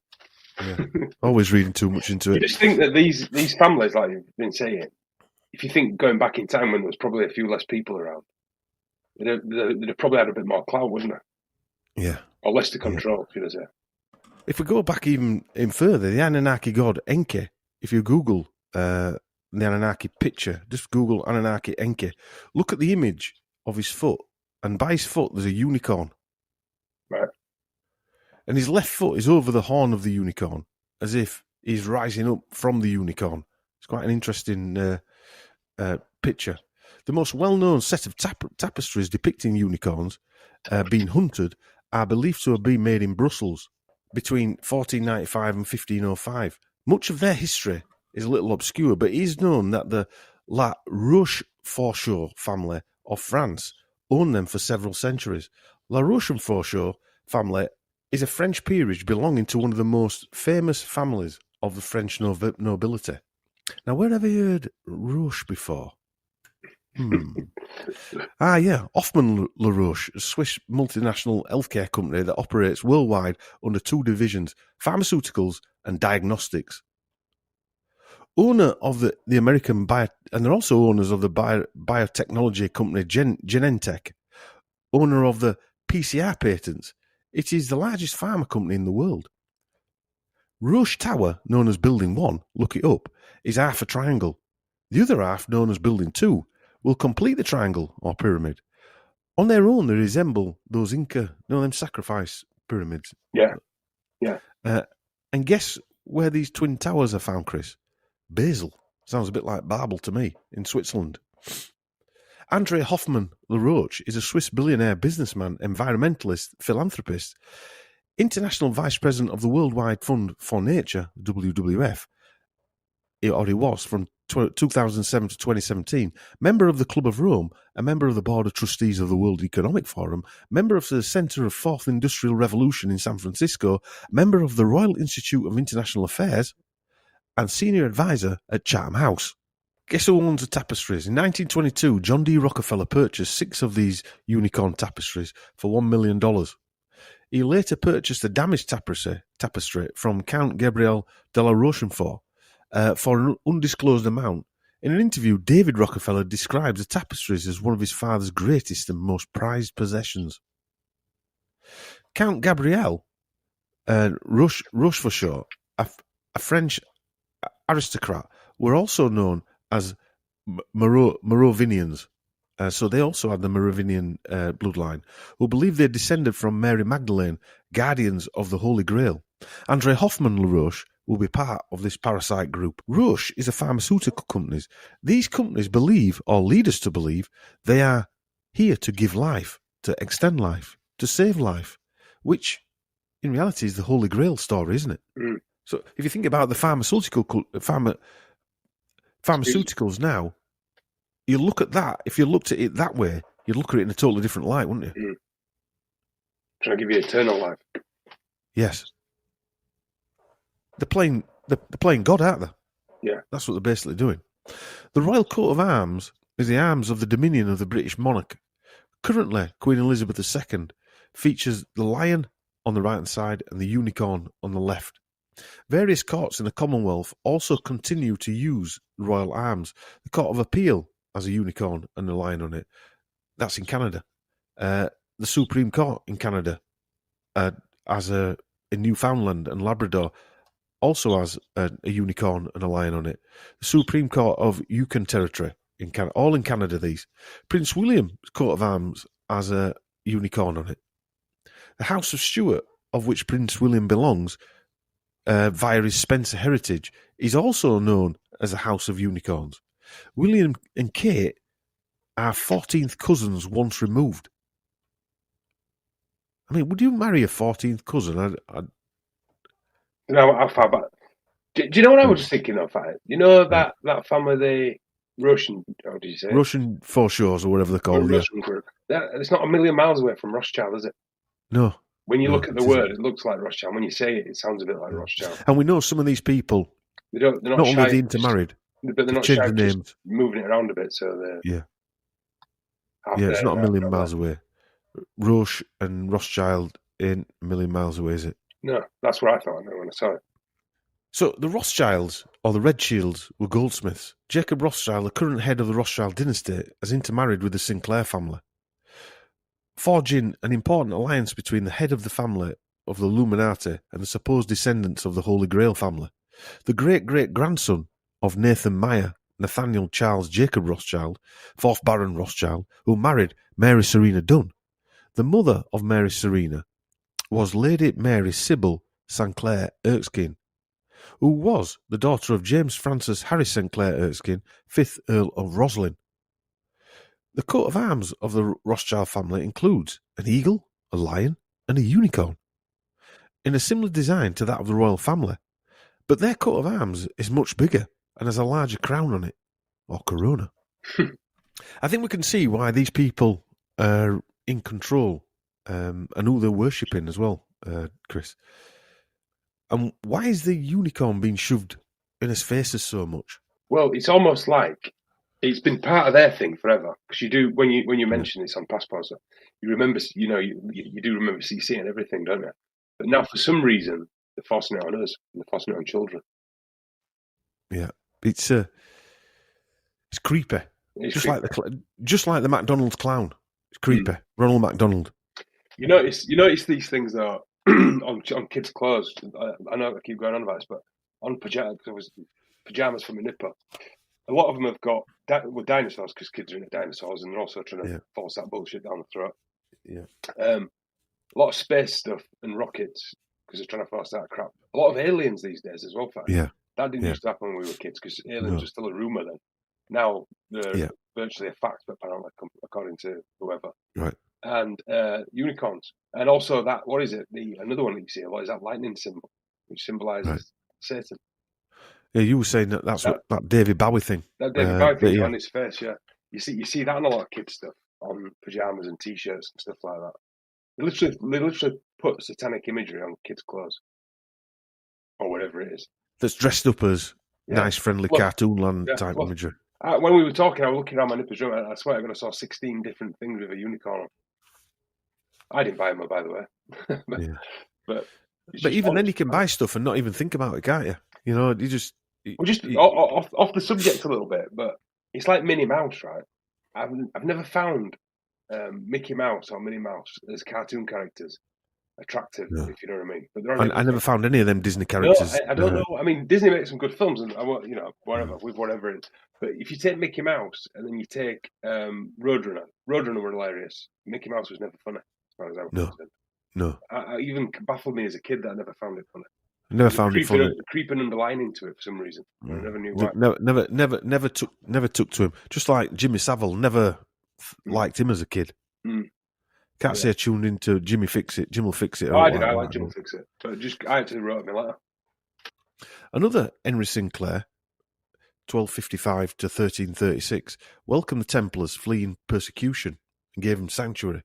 He was called Henry, the Holy de Sinclair. By 1303, the Knights Templar lost their hold in the Holy Land. In 1307, Philip of France ordered the arrest and mass execution of the Templars. They were charged with heresy, homosexuality, financial corruption, black magic, devil worshipping, fraud, spitting on the cross, and much more. Remind you of that, Chris? By 1312, Pope Clement dissolved the Knights Templar in what many believe to be a power struggle. As I said, Henry Sinclair welcomed the Templars.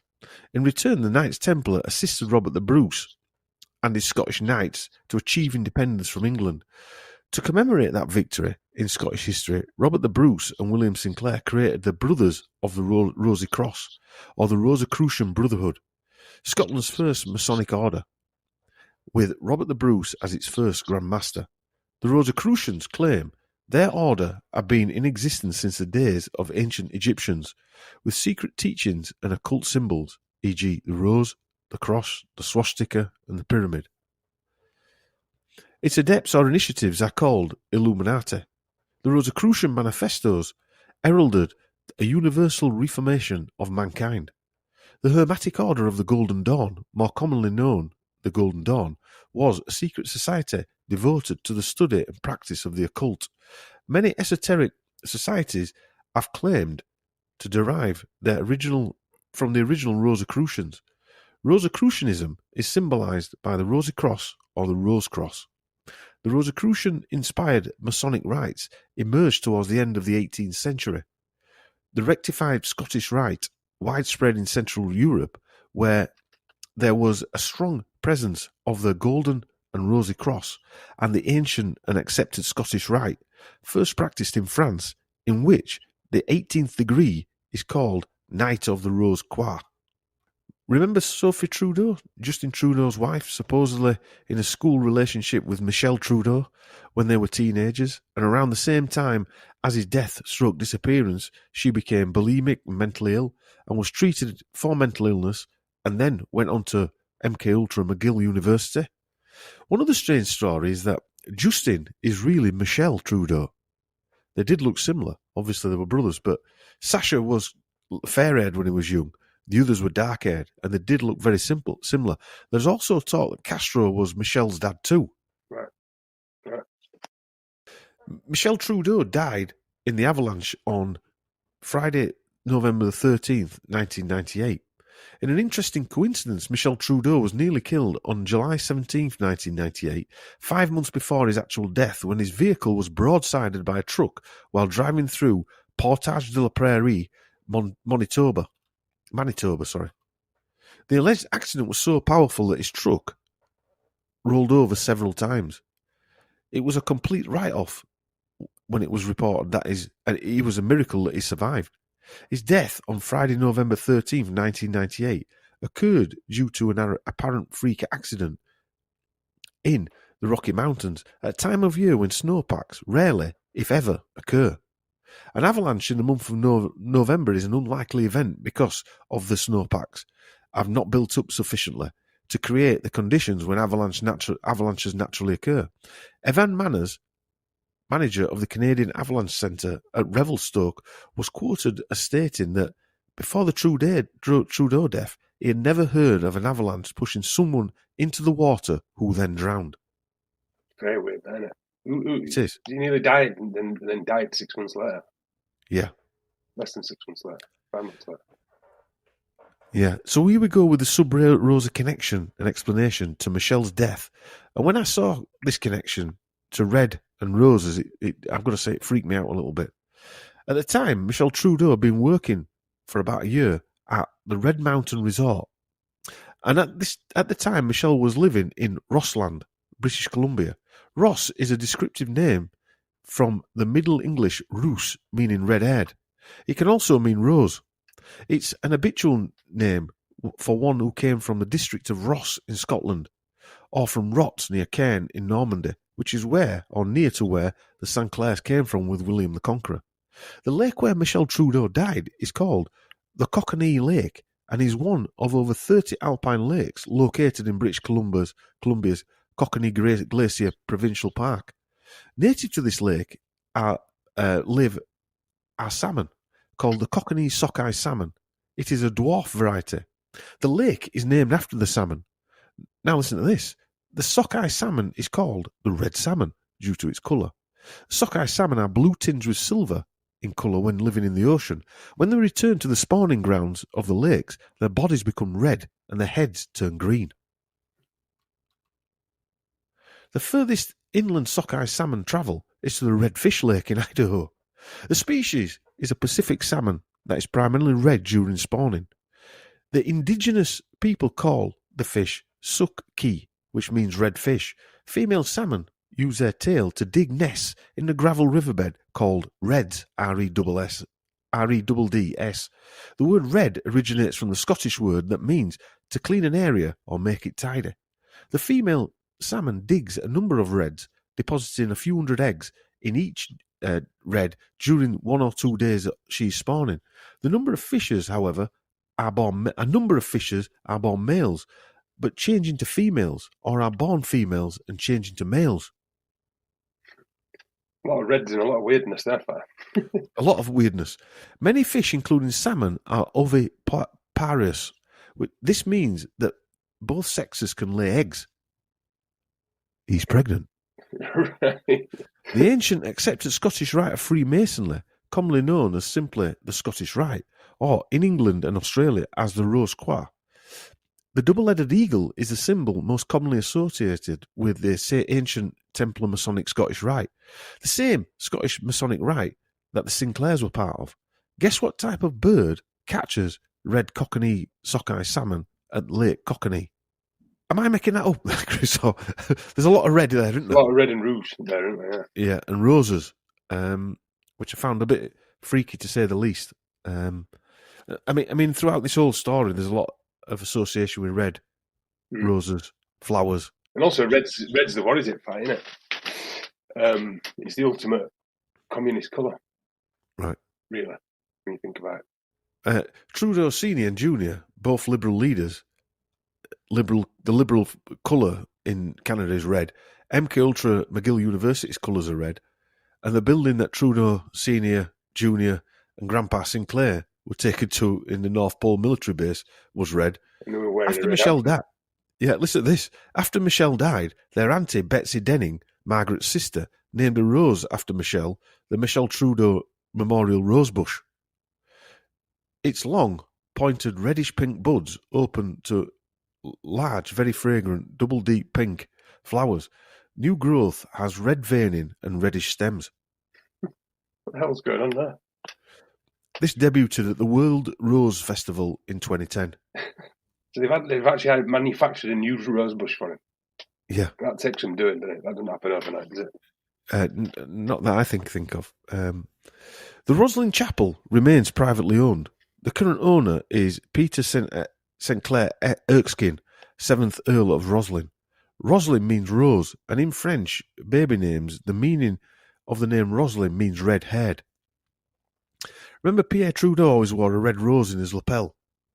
In March 2014, Lord Roslin was appointed as Master of the Household to the Prince of Wales and the Duchess of Cornwall at Clarence House. Camilla Rosemary Shand, later Parker Bowles, so she's called Rosemary. Yeah. Camilla Rosemary Shand is the 9th and 10th, twice an 11th cousin removed of Justin Trudeau. So there are 10 links with Camilla in the blood lineage of Trudeau. Right. I've always thought there was something weird about that Camilla Parker Bowles woman. Now, I know what you're saying, but it's Castro. But it doesn't matter. It doesn't matter to these satanic types. They can have illegitimate members, the bastards. They don't care. It's what we see that matters, isn't it? It's not what is real, because they don't live in that type of world. They live in a different world.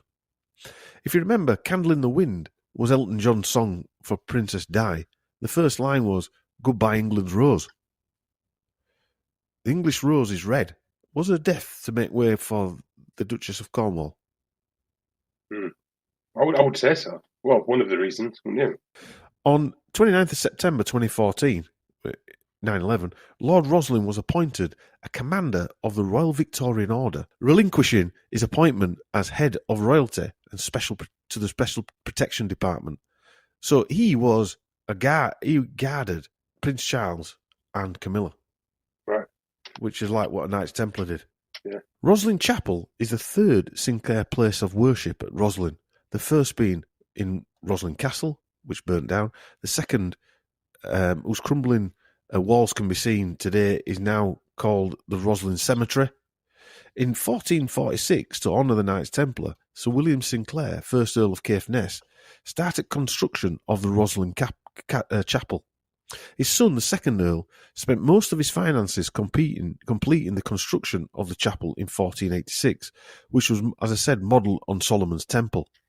This featured in the Tom Hanks Da Vinci Code film, which was obviously made to make the story unbelievable. Well, was it also part of the fact that people were looking at this stuff more? Maybe, yeah. They had to debunk it in a Tom Hanks film.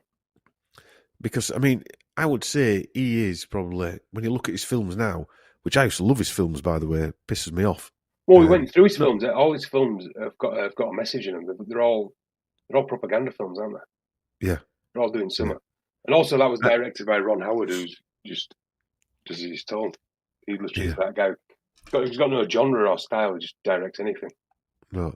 He might not even be a director. Well, that's another point, yeah. The chapel is home to the mysterious order and was their way of protecting the secrets of the Knights Templar. If you believe all that. I'm not saying I believe all that, and I'm not saying it's real, but they believe all that. Yeah. They were the so-called guardians of the Holy Grail. So William Sinclair is said to have introduced Enochian magic to Scotland, which is the practice of Satanism within the Illuminati. Enochian magic is a system of ceremonial magic based on the 16th century writings of John Dee and Edward Kelly, who wrote that their information, including the revealed Enochian language, which is an occult constructed language, and was delivered to them directly by various angels. Or dark angels. Yeah. So they're basically admitting that they're Satanists. They're admitting that the Sinclairs are Satanists. And Satanists, i.e., does that equal communist? That's what I'm saying about the red flag. Fascist. Anyist. Yeah. Dee and Kelly believed their visions gave them access to secrets contained within the Book of Enoch. Aleister Crowley was involved in Enochian magic. John Dee was a 16th century mathematician, astronomer, astrologer, teacher, occultist, and alchemist.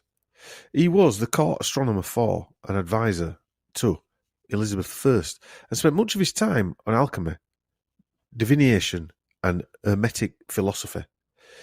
Here, with alchemy and Hermes, we have another link to Mercury and the Masonic. As a political advisor, he advocated the foundation of English colonies in the New World to form a British Empire, like Canada, a term he's credited with coining.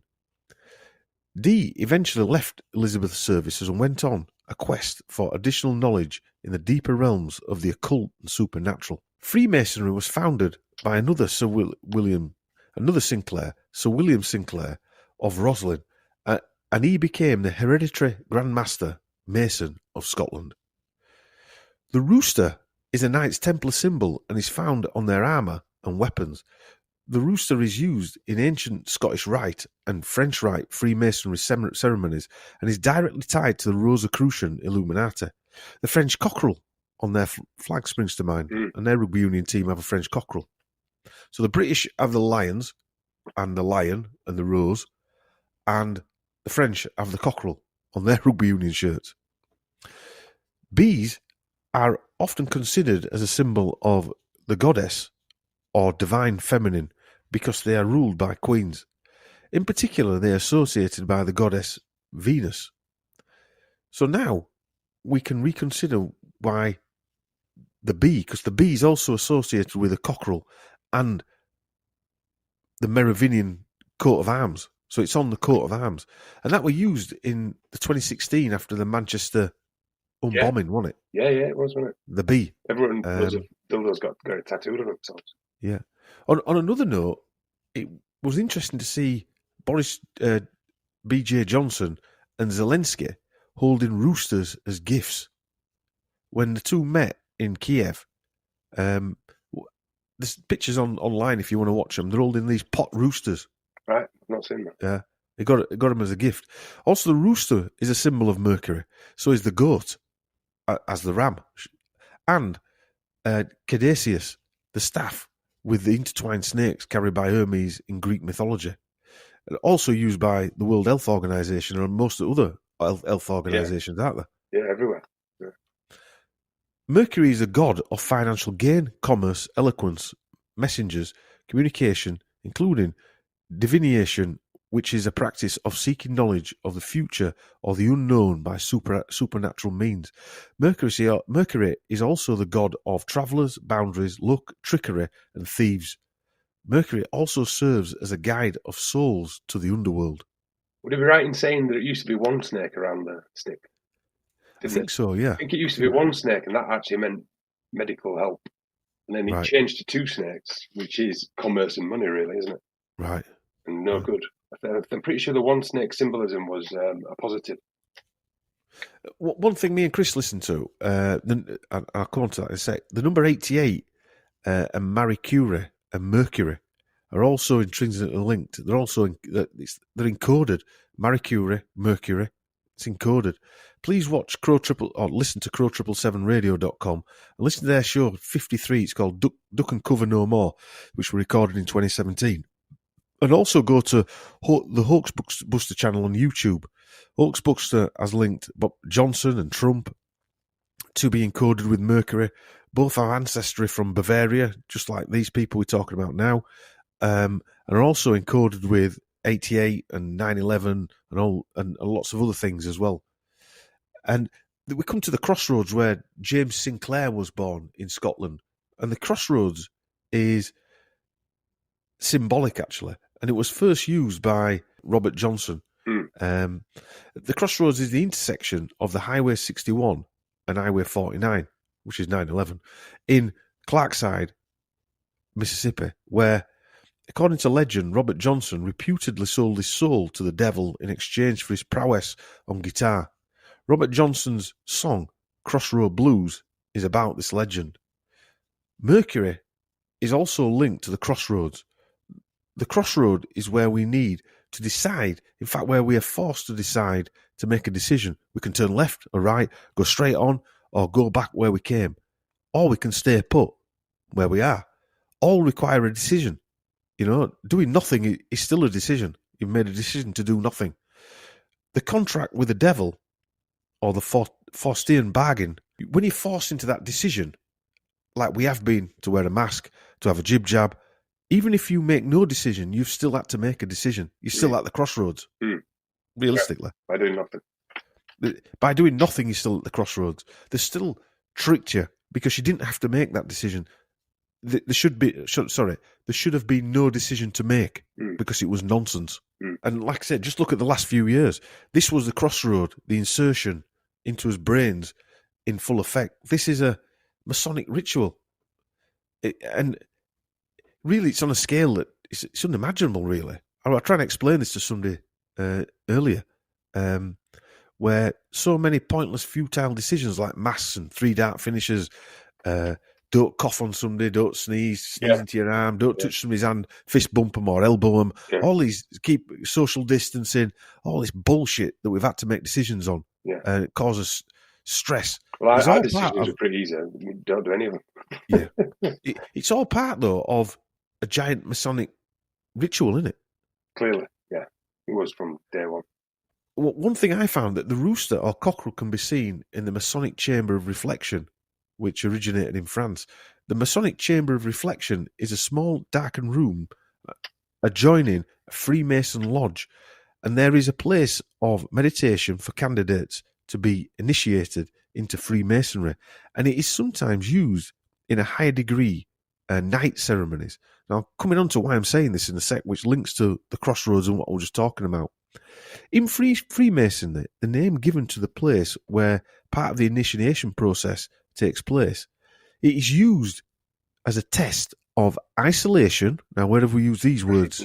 And heard these words before, during which the recipient is invited to perform some introspection, which is the examination or test or observation of one's own mental and emotional processes.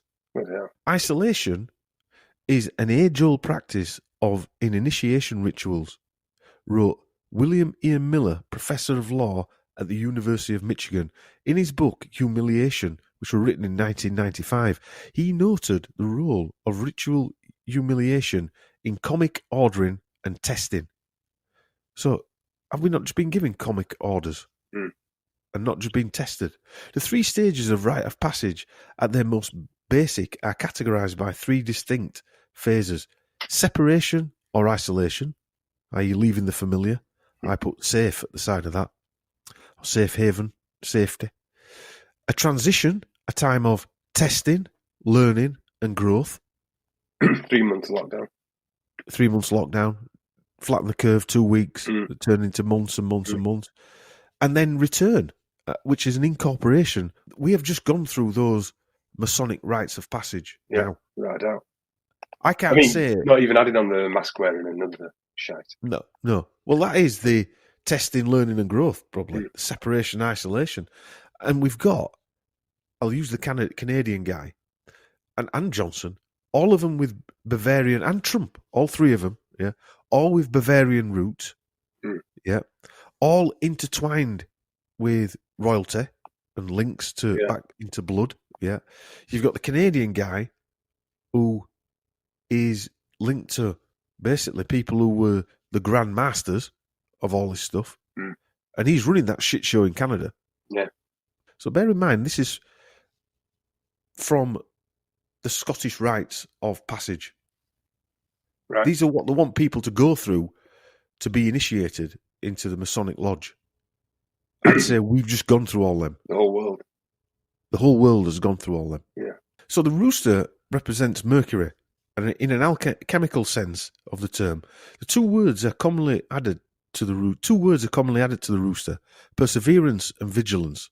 In Masonic rites, the rooster is the only animal brave enough to step into the dark and call for the day to come, and it is a message of encouragement to the candidate. The room contains objects important for initiation that symbolise the alchemist principle of Mercury, represented by the rooster or the French cockerel, which represents the spirit of life or the life force. Known as the acronyms vitrol or vitrolum, meaning in Latin, and you'll have to forgive me for this because I don't speak Latin, I'm from Yorkshire. Visita interior terre refectanado invenis occultum lapidem, or visit the interior of earth and purifying it you will find the hidden stone, the Philosopher's Stone, which is a legendary subject said to be capable of transforming metals into gold and giving the user eternal life and great riches. Alchemists also believe that an elixir of life could be derived from it. I mean, when you think about transhumanism and making men pregnant and actually saying that the bearded lady is actually a woman, that's what they're doing, isn't it? Yeah. Or that's what it seems like to me. It's all a bit anti-human, isn't it? Yeah, all this is that. I mean, what we're seeing out in the real world, men can have babies and all that nonsense. That's taking it to its extremes, isn't it? Yeah. Really. What they're saying is there that the goldsmiths are really the people who are the alchemists. And who are the goldsmiths? Bankers. So does this mean Justin Trudeau will lead the Moravian bloodline and become the next world monarch? To me, he's a symbol. He's been put there because of this. What we've just read out here, or what I've just read out here, is this. Although it's perceived by many Canadians as being this, I got this from a blog actually. He's perceived by many Canadians as being the next Antichrist. There are more powerful families of the black nobility that have stronger connections to the 13th bloodline, such as the Queen and the Rothschilds. But what is significant here is that elite families of the Illuminati have placed their offspring in powerful positions, be they politicians, world leaders, media, industrialists, and the public is seemingly unaware of the connections to these bloodlines and the control they have in directing the global upheaval. This is being done by organisations like the WEF, who are recruiting the next generation of followers, some of whom, like Trudeau, just happen to have all the right genes. So we've come to the end of this monster recording. I'm going to release it all as one, I think. Right. So to summarise, Chris, where do we begin? The Sinclairs are the hereditary Grand Masters Masons of Scotland. Trudeau is a direct descendant of this lineage to the Knights Templar and the Holy Grail. There's some pictures on the, I think it's the Roslin Chapel website. If you go to there or search up Justin Trudeau visits the Roslin Chapel, you'll see pictures of him visiting and walking around the chapel. Right. Wasn't Roslin, isn't that the Dolly the Sheep? Well, there's the Roslin Institute that we spoke about before. Yeah. And that's what made the Dolly the Sheep. That can't be a coincidence. It ain't a coincidence. It can't be. Roslin Institute creates the first. I mean, was it even the first clone bollocks happened? To be honest, I think that's just nonsense. The first one on news. Yeah. The first one on news. I mean, whether these morons are related is sort of irrelevant. These royal bloodlines think they are descended from King of Jerusalem, Mary Magdalene, and all these other Jesus and Satan and all these other people. I mean, when have you ever heard of us? Anybody of our mates say, "Oh, I'm descended from Jesus." No, most of us don't know back in the 1 2 generations, though. No. These people are brought up with it, and yeah, it's a strange phenomenon. Just like their entire existence is just wallowing in their own self-importance, isn't it? Constantly making out that they're, like I say, important. They've got to make changes to humans. They've got to control us all, corral us all. Everything they do is anti-human. Or anti-pleb, as they think of us. But yeah. Have you got what else to say on this, Chris, before we wrap up? No, not really. I mean, my most amazing thing from that for me was that Sinclair family claiming that the bloodline of Satan, and infiltrating half of European royal family. Which, I mean, is what Schwab said, isn't it? I've infiltrated the government, or we've infiltrated the government. The Knights Templar is a weird one, isn't it? I'm guessing they did exist in some form. In some forms, they said they're evil. In other forms, they said that they're devil worshippers. Who knows? In another form, it made them sound like Robin Hood. Yeah, that's what I mean. I mean, if we can be lied to now, imagine what they could do to proper old history like that. Got no idea, have I? No. Did that ever exist? Yeah. Who knows? Is it just a book that somebody's written? Yeah. Who knows, well, One thing for sure, it's all screwed up. Yeah, it's all screwed up, and it's not in our best interests either. No. But I mean, I think what this shows, and reason I wanted to do this, it's not because I've got any interest in Trudeau's at all. In fact, I'm glad it's over and done with, to be quite fair. But is that these people need this light shining on them. They need the rock lifting up. They need to be let know that we know about them, and that there are people out there, us and other people, that know what these people are up to and can see what they're up to. Well, even by doing this, even if two people listen to it, it's now out into the ether, isn't it? So it's out there existing. Yeah. It doesn't matter. We know about it now, and other people who might listen to it, if you can sit through, what's it going to be, about 3.5, 4 hours long. We don't do stuff in halves, do it, Chris? But we're going to be back with some more chilled out stuff. We'll do a few mint sauces, aren't we? Yeah, and we've got a few planned to come in for next month, and some other podcast guests as well. I think we've got 2 or 3 lined up anyway, podcast guests over the next couple of months. Podcast guests. Should be. Podcast guests. Can't get more Yorkshire, can I, by saying it that way, jeepers. But okay then, it's goodbye for now. Thanks for tuning in. Take it easy, and bye. Bye.